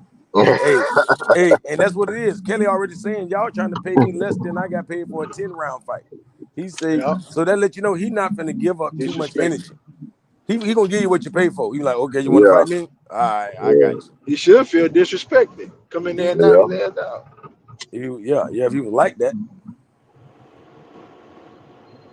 Hopefully he look at Boots like, man, you ain't no 154 pounder, man. Let me show you Right. something. You know, at least Hey, in the early going. Boots look jacked up though, boy. He don't put on some muscle though. Yeah, you look scared. You look scared. Yeah. Like, cause he been drawed up trying to make weight 147, man. Yeah. Clearly. Looking puny. Looking like I could beat him. I know I beat him. You hear me? God damn it. When he get his weight back, I'd be like, okay, that's Boots. My bad. That's Boots. I thought you was somebody else. Right. But he ain't gonna have long to sit around. He ain't gonna have long to sit around. This right here should be his last cupcake. This should be his last cupcake. Yeah, because I don't like people getting these 40-0, 50-0. Nah, man. You gotta get that shit the Yeah. hard way, man. Do not make it that far. You know what I'm saying? Before you start fighting good fights. Hell no. Yep. And You 30. hey, I'm gonna tell you something there that bothered me before I get out of here, man. It's like, okay, you going up there. We were looking for you to fight Ortiz. We know that's a great fight. Okay. I actually favor Boots against Ortiz. But okay, now you're looking for a tune-up and you're talking about Josh Kelly. I want to see him fight a black fighter. Mm-hmm. See, they avoid the black fighters. You Like see what I Rashidi mean? Ellis should have been You the see what I'm saying? motherfucker. Any black fighter, it Ooh. could have been Lubin. It could have been any black fighter. Fight that guy. Cause see, Bro. we understand the movements more than somebody else. You see what I Ooh. mean? So they will avoid. Look, Tank 2 black fighters in, and he already crumbling. Damn. 30, 30 Mexicans, he was good. Come on, Because man. black people, you just like going to a basketball court. We understand what Come we on, doing. Ray. Get him. You see what I mean? So Boy, you be cooking, but boy. I ain't gonna lie. Boy, boy, you definitely cooking. Yep. For sure. And Hey, but cool, I man, see I'm that gonna all get day. out of here, man. I appreciate hollering at y'all, man. Appreciate it, rap, man. Yes, I listen sir. to the chat before I fall asleep, man. For sure, bro. Appreciate you, All right, brother. all right. But you know they saying this. They said the same thing about Shakur. Mm-hmm. I can believe that though. That's the point. You know what I mean? Like fighting those other races. Like I ain't gonna lie, it used to be a point where I wish that all of the black fighters could have beat everybody else's ass. You know? But they know in that case we'll all be undefeated. You Right. know? The majority of us will be undefeated. I don't care what they say. I'm talking about 75% of them motherfuckers be undefeated. So that ain't the way to go. We got to get the best going against each other sometimes. You know how it goes. But I do want them to shuffle the deck. You feel Oh me? yeah. Like It's time. don't just keep giving you know the great white hope all them easy fights and save them for later. Nah, give them some of this this grade A beef right now. Real. But yeah, man. So we got the big dance coming up, man. Next month. Well, they only got a couple days, then it'll be like a full month. Yeah. We're waiting on September. Yeah. Big Yeah. dance. Yeah, man. It's a countdown now. Yeah. Yeah, we less than 6 weeks. Like they definitely all the way in camp now. Yo, D Calico, that's Yeah. Canelo You don't. Alvarez 2 days ago, and he ain't even. He's way before the fight. Look at his cup. Like where you gonna punch him at? We know what the chin like. We know what the chin like. When you gonna punch him at? This ain't Oscar De La Hoya. He could take a little kidney shot.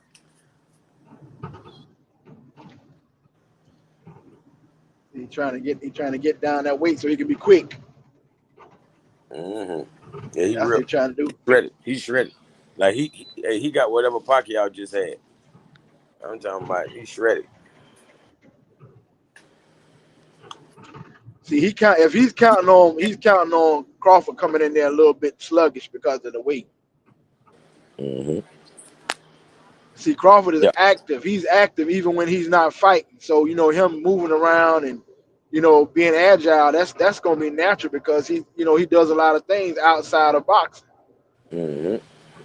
So Mm-hmm. he ain't But I gonna mean, be as slow as they think. but how can you do that and gain weight?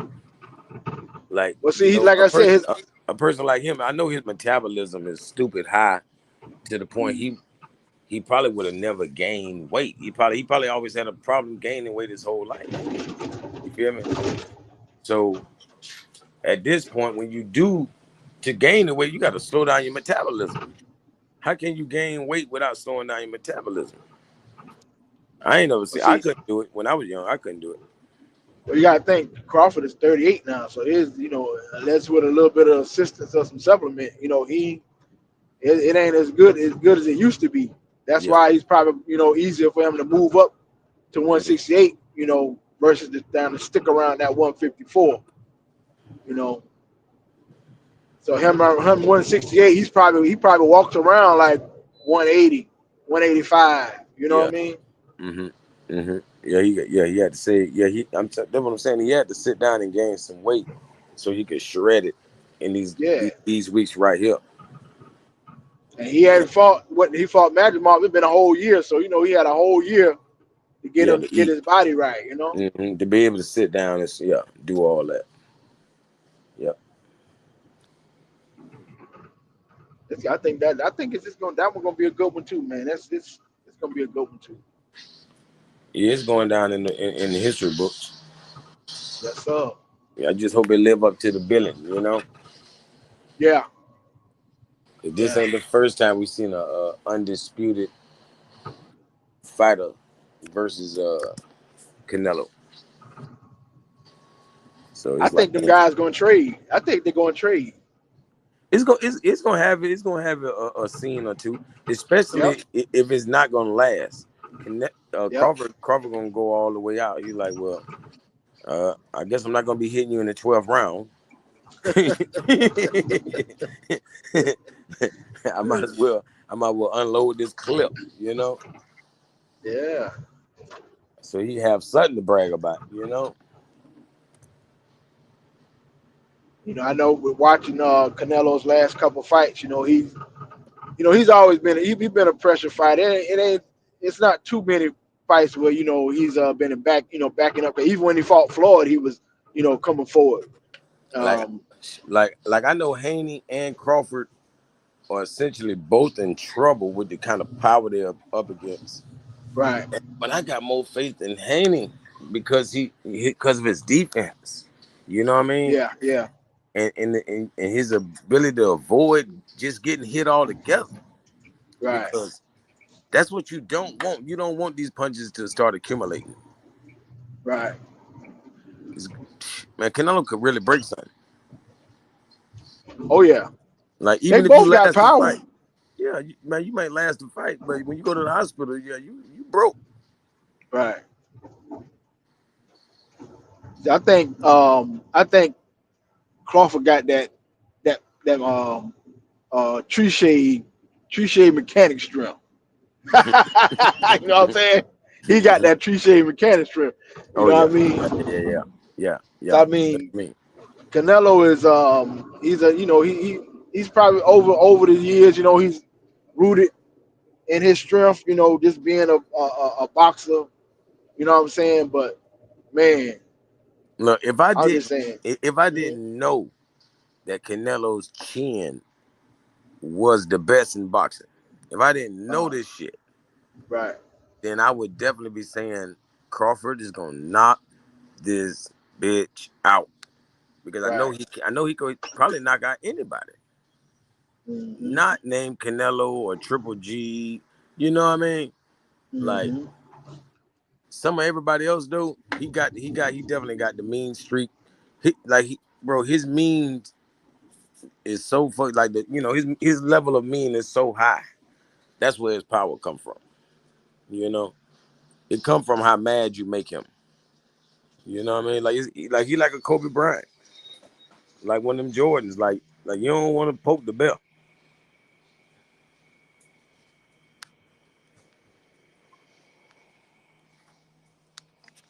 That motherfucker got power,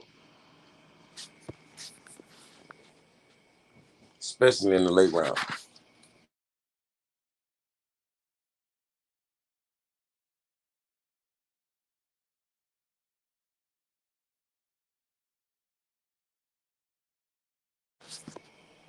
Yo.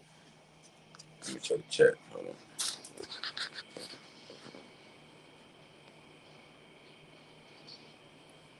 Ah, hey, for that $100, JP. Yes, JP. I just seen the comment. Go ahead and hit my cash up.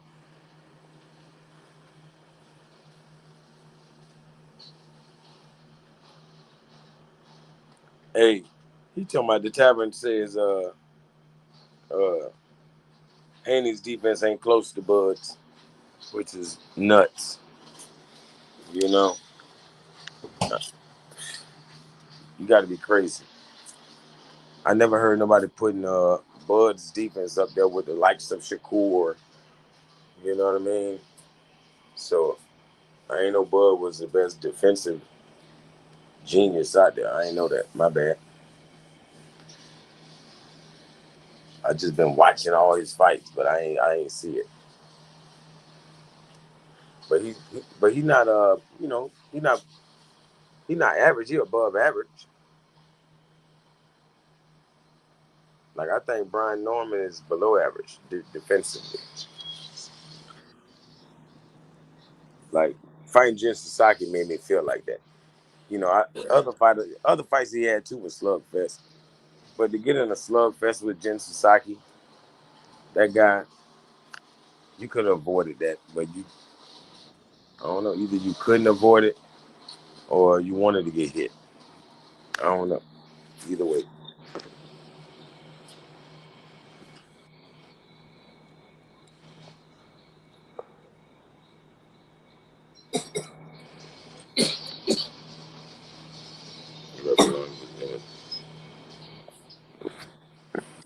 Hey, you got them good trolls out there. My boy Bub's boxing.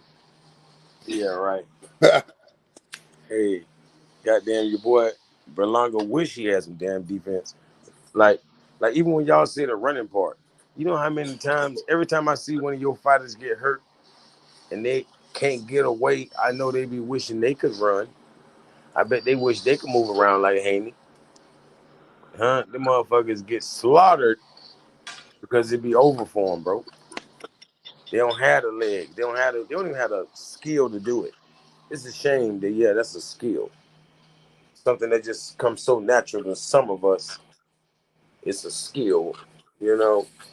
I guess it's God given because you either got it or you don't.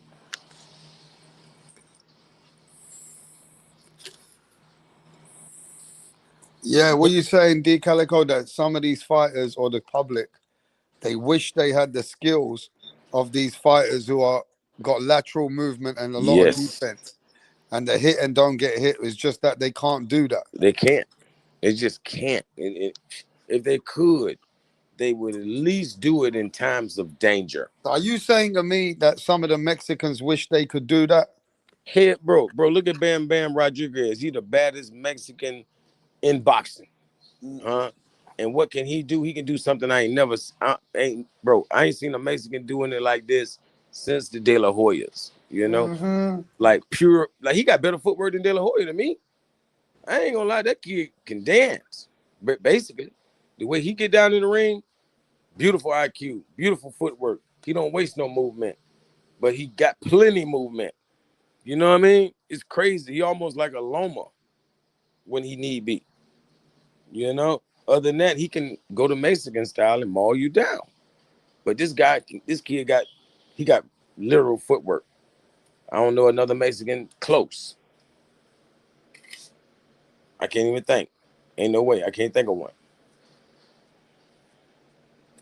So yeah, they wish they had that.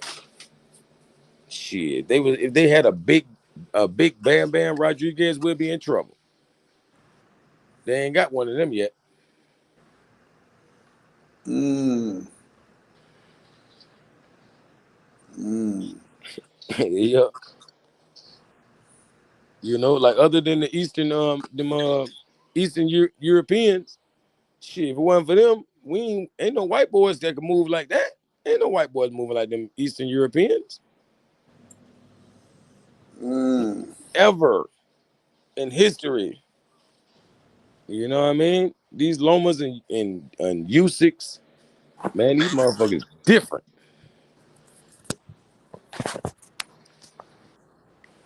Yeah, man. And they showing it in every sport. So that's why I know it ain't no accident, you know? This ain't no coincidence. Mm-hmm. But yeah, man, you know I appreciate your rap. Yeah, now I hear you. The chat's coming at you now, bro. The chat's full force. You got the whole chat woken up. They're coming for you, Oh, bro. they coming up there. They over Yeah, here. they're saying the real sweet science for you. Yeah, they're saying, bro. They're saying Bam does it the right way. Yeah, he does. This and that. Yeah, Bam does it the right way though. Wow, you caused the havoc before you left, bro. Hey, They you know, wish they had these American style. hell, fuck yeah. They wish you're saying to the world, they wish they could move like Devin Haney. Man, they dream of this. They just, it's just not a dream that's gonna come true. Yo, Hey, yo, you hear that, guys? He's saying yeah, that your favorite fighter wished he had the skills hey, of Devin the Dream dream. Haney. Yeah, that's why they call him the dream, right? Huh? Because that's the dream that we all had. We all wish we could just float around like Peter Pan, whatever we choose. You know, hey, y'all can't get down like that. So I know it's a little jealousy out there. It's all right though. We don't care. Don't hate the player, hate the game. Hate the game. Hate boxing all together. I hate boxing. Say it. Just say it with me. I hate boxing. Yeah, I know why. We're gonna make you say it. We're gonna make you say it. Give me a second. We're gonna make you say it. Wow, bro. Yo, so even Devin Haney gonna make everybody dream on the day Yeah, of the day of November. You guys will be dreaming while Devin Haney gonna yep. be showing the world. Yes, sir. Yep. All Devin that the Dream daydreaming. Haney, bro. All that daydreaming they was doing. He's gonna get knocked out. Like I could just imagine how You vicious and see how good of a fight the they could. Brian Norman's team, Brim. You see Brim. He's so confident. We're gonna knock him out. We're gonna spark him out. Yeah. Bro, even when he get that punch, if he get that punch that they looking for, it ain't gonna do what they want. We're not even gonna talk about the punch because we're not gonna think it would happen. We're like, did he hit him? Yeah, he hit him, but that shit was nothing. They kept boxing, and it was just that smooth. Matter of fact, Haney hit him at the same time. As soon as he hit him, Haney hit him back. Wow. Like, same thing happened with Ramirez, but people were like, oh, he never got his chin tested. No, he got hit. It just, it wasn't nothing to him. It was like water to a duck. It just rolled right off. It wasn't nothing to write home about. That's why people didn't, actually think it happened. Now, it happened plenty of times. It just didn't affect them. Y'all wanted to see wobble wobble.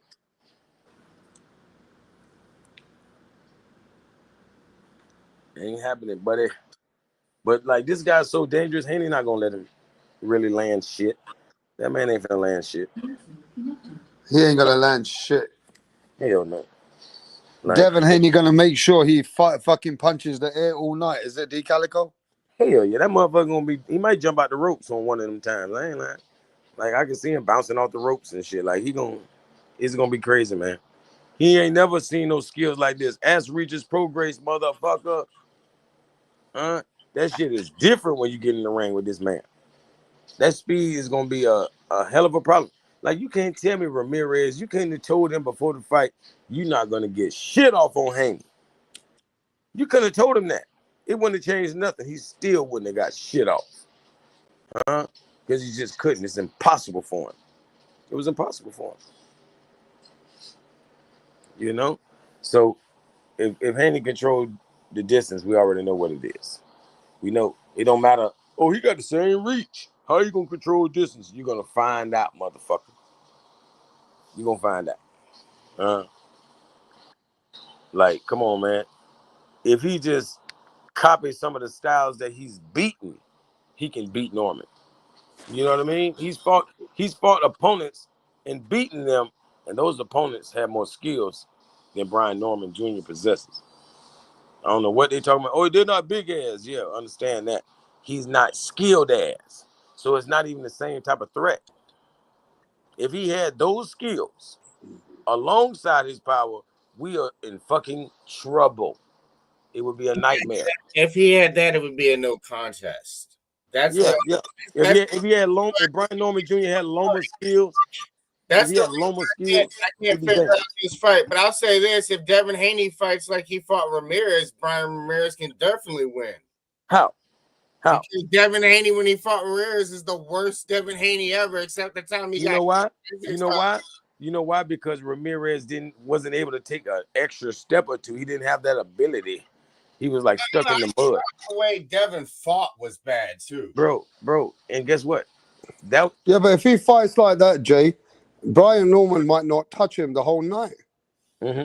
He's gonna have to lunge, and when he lunges, like Ramirez should have done that dumb shit. He should have did some dumb shit. Ramirez wasn't ready to throw a lot of punches himself. Ramirez wasn't throwing enough punches for Devin Haney to counter him that much.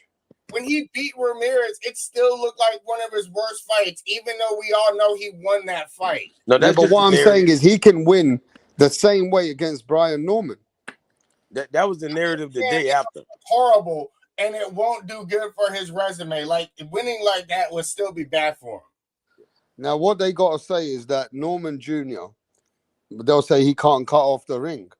But the truth is, at the end of the day, there's no reason to say no because he's much younger than Ramirez. He's way younger. He hasn't been in the game, and Ramirez is at the end of his career. This is Norman Jr. in the prime when he looks like a machine. So there's no excuses, right? So at the end of the day, I don't think that Devin Haney's going into this fight to get caught by Brian Norman, bro. But Devin is going to have to do a lot more than he did in his last fight.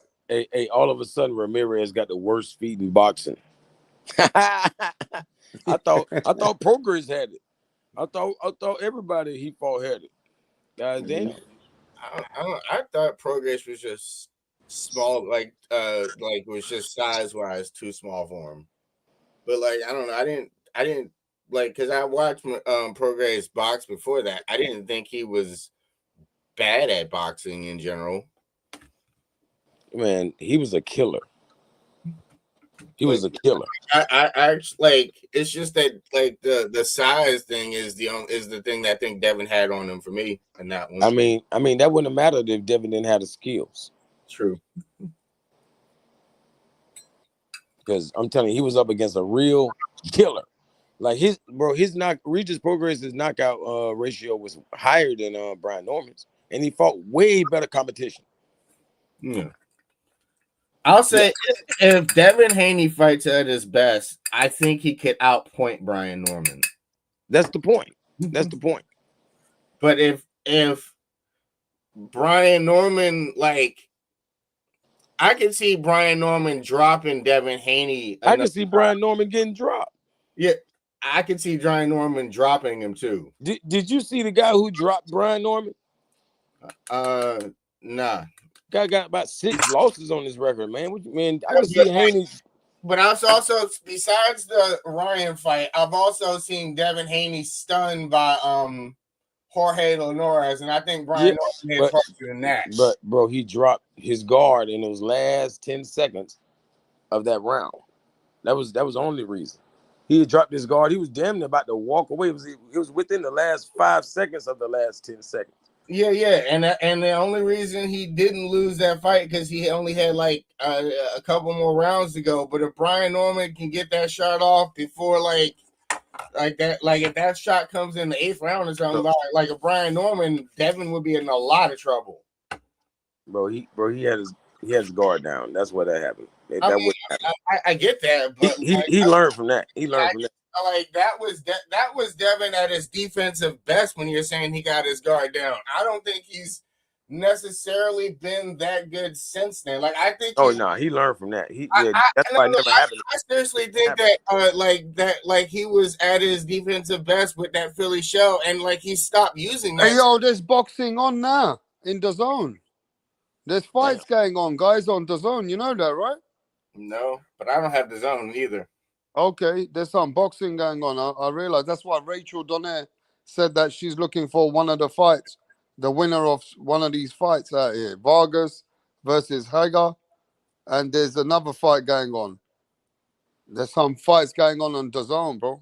But go ahead. Yeah. No. Are they happening in Japan or like some other country or something? Because this is a weird time to have fun. Yeah, I think so. Yeah, it got to be somewhere else. It might be over there in London. No, I'm fucking with you. Probably like you say, Japan. It's in Japan, bro. That was just a guess too. Damn. Yeah, based on that, it's morning time over here.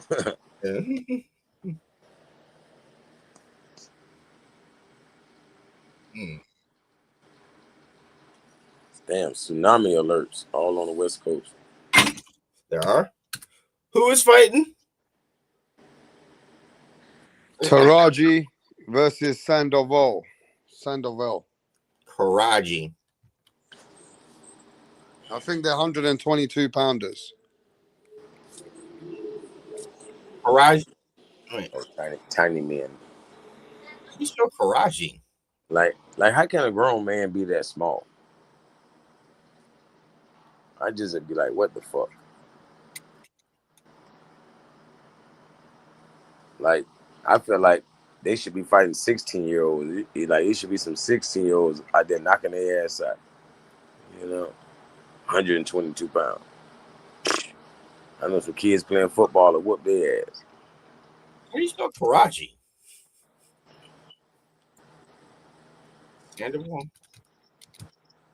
Like, I want to see a boxer just grow in the sport. Like, all the way while he young. From the beginning? Be at the 122 and then move up to 25 and whatever. And 126, whatever. That means you got to watch him as a prospect and, like, watch whatever, like, bullshit fights they have at, like, 0-0 or whatever.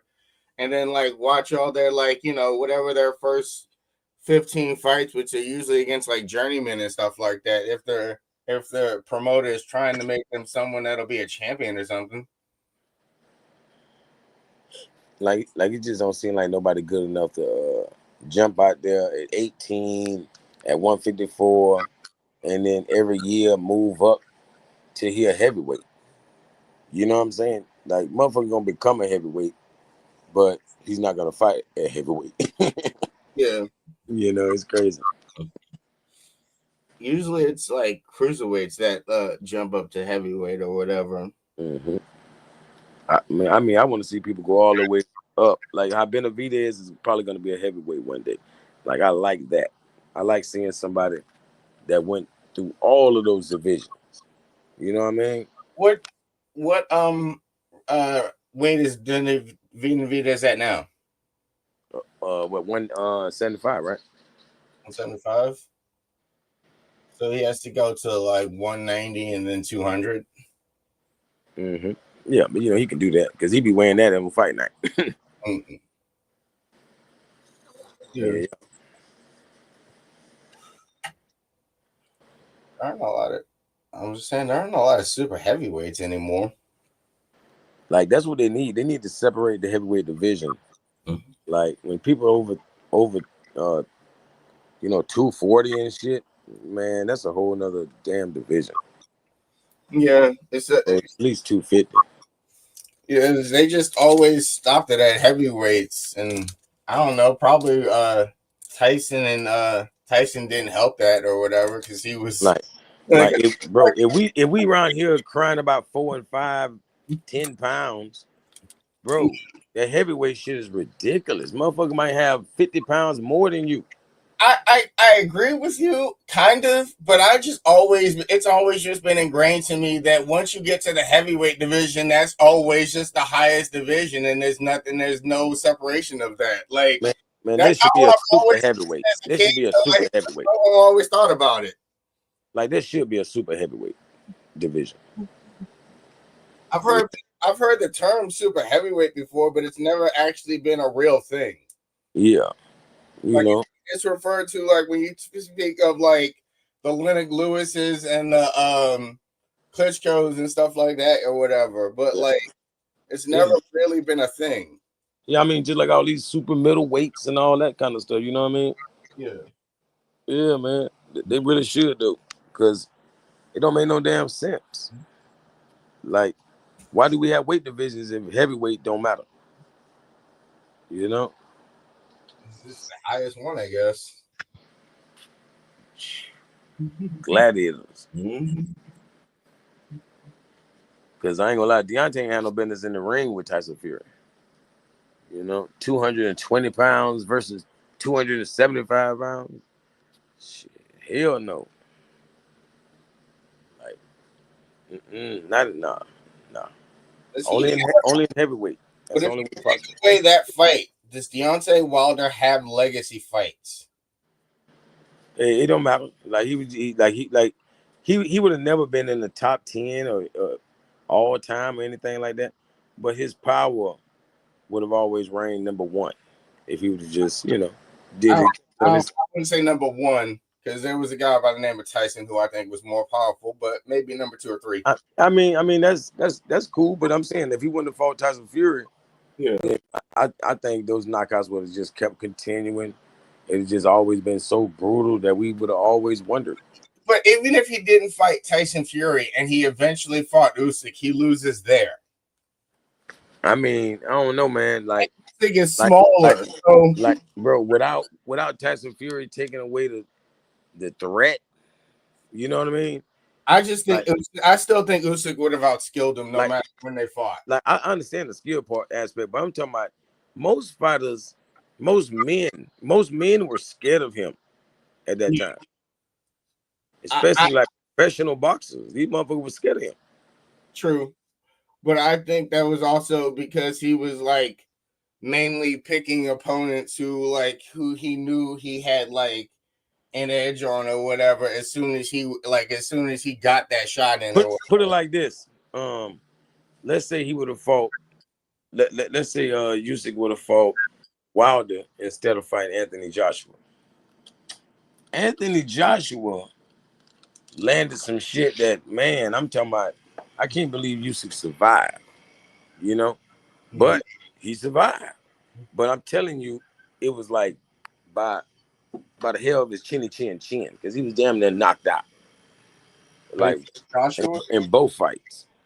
But if that was Deontay, I think Deontay got a little bit more than Anthony Joshua as far as power. Anthony Joshua is a lot smarter than Deontay Wilder as a boxer, and I don't see like Deontay Wilder getting like the same opportunities of whatever led to like Deontay Wilder's knockouts on an Usyk.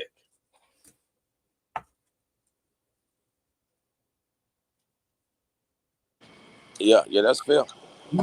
That's fair because I got to wonder too, but I just felt like when he was still very confident, he had a lot of fear. Like, I think we all for 12 rounds are just gonna feel like that punch is coming. Even if it didn't, it just would have been such a great fight to see him and Usyk that everybody would have been on the edge of their seat for 12 rounds. Waiting on this motherfucking badass punch. I would have loved to see it more than the Tyson fight. Tyson Fury fight. To be honest with More than Usyk you. versus Only reason being, but back then I didn't know Usyk was going to be this great. yeah. But you know, in hindsight, it's like, wow, that would have been the greater fight. Yeah. You know? I don't know if it would have gotten the same fanfare. Nah, like because like we say, he wasn't great yet. You And know? also, it might not have had a trilogy because, like, Tyson's first fight coming out, like, not real, like, coming out off the layoff or whatever, and, like, still being able to, like, get up from Deontay Wilder's punch and then, like, going to a draw. That was probably the worst fight he ever had. Everyone after that, like, Tyson kind of schooled him. And what about Anthony Joshua before Andy Ruiz? Would that Anthony Joshua have beaten Usyk? I don't think so. I mean, because that took something out of him. He's never been the same. I think Usyk is like the most skilled of that, like of the heavyweight division of today. Like, I still think he beats him, like IQ wise, on points or by knockout or whatever. Like I can't imagine a scenario where those other heavyweights beat him at this point. Yeah, I'm just trying to bring everybody up when they were at their very best. Yeah. Because yeah, but I think that's even more lopsided because then that means Usyk at his very best was like still better than everybody else to me. I mean, that's how it seems. That's like saying Daniel Dubois, how he was running through everybody except for Usyk. You like it was a prime time for him to do it. It was an opportune time. It's like saying the heavyweight division is wide open. When we say something's wide open, that means there is nothing great at the moment. There's nothing stopping you. I mean, I would only say there were two greats in the heavyweight division, though. Like, there's Tyson and there's Usyk. Man, we only saying Tyson because he beat Deontay Wilder. Mm. But I give him that. But I'm also counting the Vladimir Klitschko fight. But like you say, too. I'm also counting when he schooled Klitschko. Like when does the heavyweight division only had two great fighters? That wouldn't be the heavyweight division. Not back in the days. No. Like maybe when Klitschko came. I'll freely admit the heavyweight division is probably the weakest it's ever been. But like out of the two fighters that would be considered great, like that you could take to other eras and still like put them up against other great fighters and still have them win some of those fights, would be those. Yeah, like you can that's take what great is. That's what great is. And go put them against a Vandy Holyfield and like somehow like put them in some fantasy fight where they fight 10 times, and I can see Usyk winning 4 or 5 of those. Yep, man. That's a dream fight. Come on, man. Those two are the best cruiserweights to ever come. Those are the two best cruiserweights to ever come to heavyweight. Yeah, well, so that would have been the ideal dream fight. Well, I guess he was never at cruiserweight because he skipped it. So I guess Roy doesn't count. Oh, damn. He just skipped it all together. Damn. That's crazy. Damn. That's why he had so much difficulty with the fucking heavyweights. Well, he only really fought one. The other one he wanted to fight was Tyson, and Tyson was retired at that point.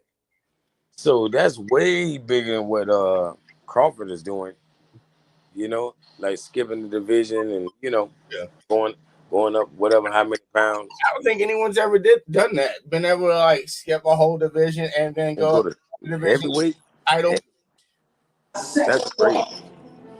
It's all action, explosive, and Yeah, you just fucked me up with that little piece. I ain't even never really. Are these two fight? Did Rapstar put these two on there because they're gonna fight?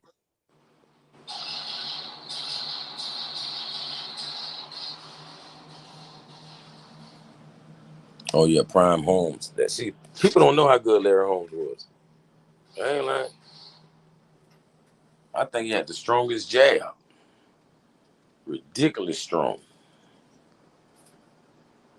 I don't know. I think some of the people that were just like contenders or whatever in their prime beat a lot of these people today. Like a Razor Ruddock before he had the Tyson fights or whatever beat like most of the fighters today.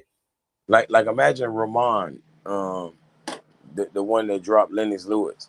Like imagine him in this era with all that speed and power he had. Yeah. Like that motherfucker was, man, he was like a cheat code. How much speed he had, along with power. At the heavyweight division, it was like, damn. Hasim Rahman. I've seen him. I think I've saw him fight Lennox. Like you say, that's just an average type fighter back in the days. Yeah. But right now, he would have stood out. Yeah. A bunch of these fighters today don't like the heavyweights don't measure up to back in the day or whatever. Yep. Like, hey, imagine David Tua in this division, in this era. So David Tua. Yeah. The Hawaiian like dude. Polynesian type guy. Oh yeah. He was like a Mike Tyson. He was undefeated till he fought Lennox Lewis. Oh, 52 and damn, he was good. 52-5. Mm-hmm. Yes, sir. And how many knockouts? 43. Oh, come on, man. Come on, man. People barely got 43 fights. He got 43 knockouts. I think that's more than Tyson. And after he fought Lennox Lewis, he fought like somebody named Donnell Nicholson, who was like 39-3. So it's not like he started to try to get easier fights after that. Mm-hmm. Yeah, he was a monster, I'm telling you. Like him in this generation is like, bro, this is like Andy Cruz. But also, maybe this generation is part of the separated because this generation fought the super heavyweights and they did just fine. Hey, bro, this David Tua was like Andy Ruiz with Anthony Joshua's power. For real. Like he had that wild style like an Andy Ruiz with fast hands. But he hitting like Tyson.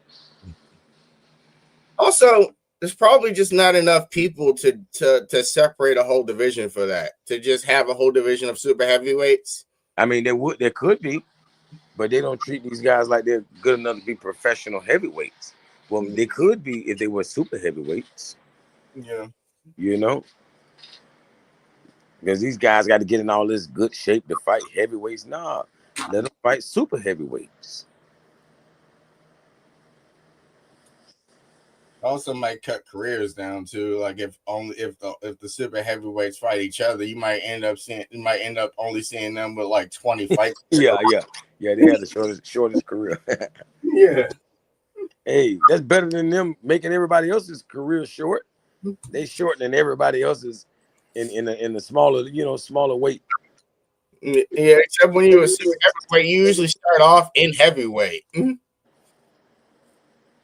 Yeah, man. It just ain't no limit. Time when Lennox Lewis was in the cruiserweight division. Bro, Bacoli was just over 300 pounds in the Riyadh fight. You know? Like, that's ridiculous. Yeah, but wasn't Bacoli fat and out of shape, and that's why he lost? Or am I 300 pounds, 308 pounds or something like that. Him. No, that ain't help. That ain't help. That made it worse. Yeah. So and like that's also an argument. Like when someone comes in that like that overweight and they get beat like that, that's an argument against it. That's an argument to be like, well, the smaller fighter is fine. The bigger fighter is the one that's got to worry. That's what I'm saying. Like they're not supposed to be that big because they have to get in shape to fight these smaller heavyweights. Yeah. But if they were a super heavyweight, that might be competitive. But that also just was him out of shape. Like that wasn't even a strategy. That was just like he was unprepared for a fight. Yeah, definitely. But I still think he would have fared better against another fat fat slob. You know what I'm just saying? Yeah, I know, but that's a horrible fight. I don't want to watch two fat slobs fighting. Like, I don't know, man. We might have a new thing here, man. I'm telling you, man. That might be the UFC of boxing. That, you know, when that happens, whenever we get those celebrity fights or whatever, and those are like, they're not real boxers and shit, and you just see two people fighting each other. You enjoy watching those? I don't really think so. That's the example of like two fat slobs fighting to me. Like, even when Andy Ruiz fights, at least he's kind of in shape.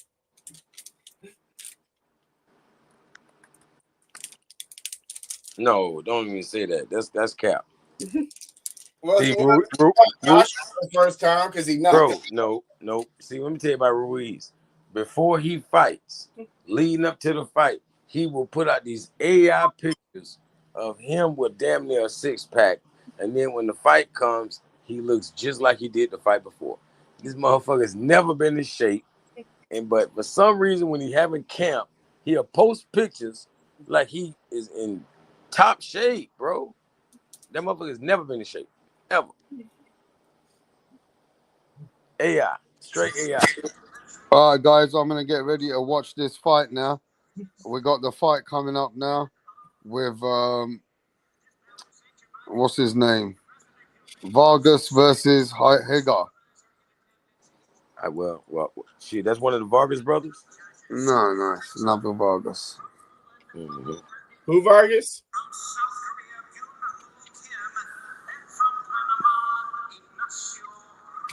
What you about to shut down, or you about to put it on the screen? No, I can't put it on the screen at the moment. Okay. I'm not able to share it. Yeah, we're gonna tap back in with your rap. You guys on the next live, bro. So what? Peace.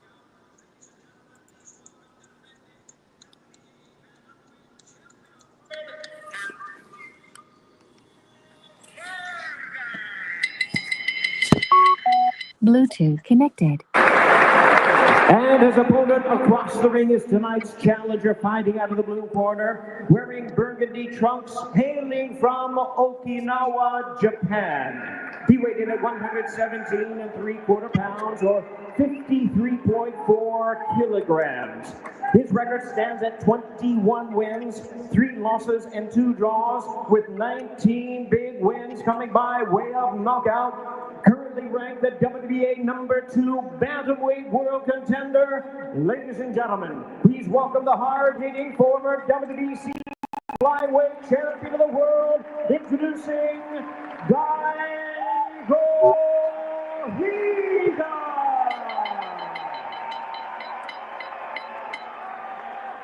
Once again, a referee in charge, now to give instructions, Leszek Gankowiak.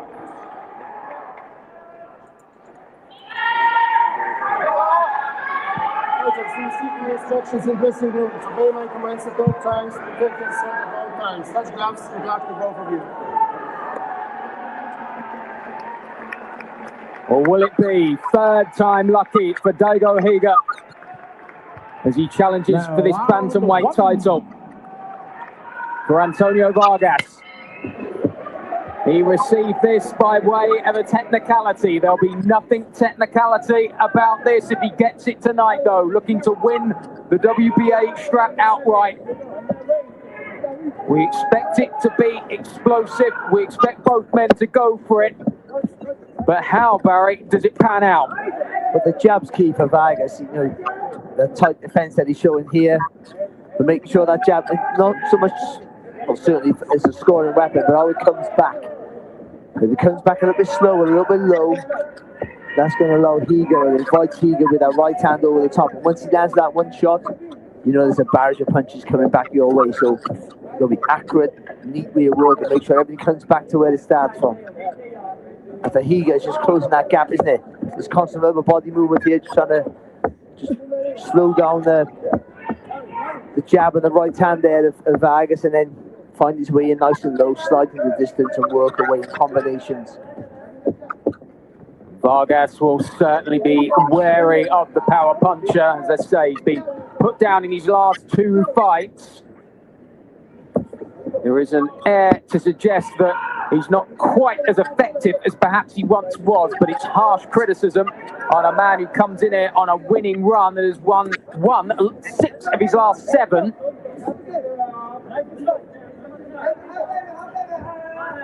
But he is desperate to make a statement tonight and show that he is worthy of this title. It's good from Vargas there. Not really having much success with the shots, but a little step back there, just taking a little bit of thought away from Higa, just slowing him down a little bit. Sees he edges forward, just takes a little half step back with the foot, with that back foot, slides that front foot with him. Higa trying to work into range, but as you say, Vargas getting behind that jab and doubling up there.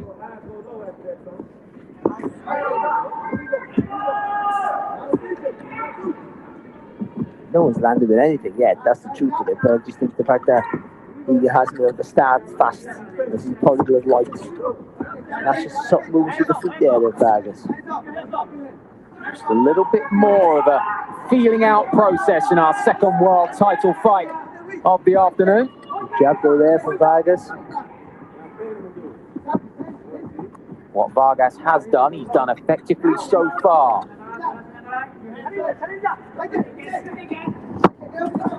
Home crowd baying for more blood, having seen their countrymen win a world title in our first fight of the night, but Vargas has had a strong opening to this.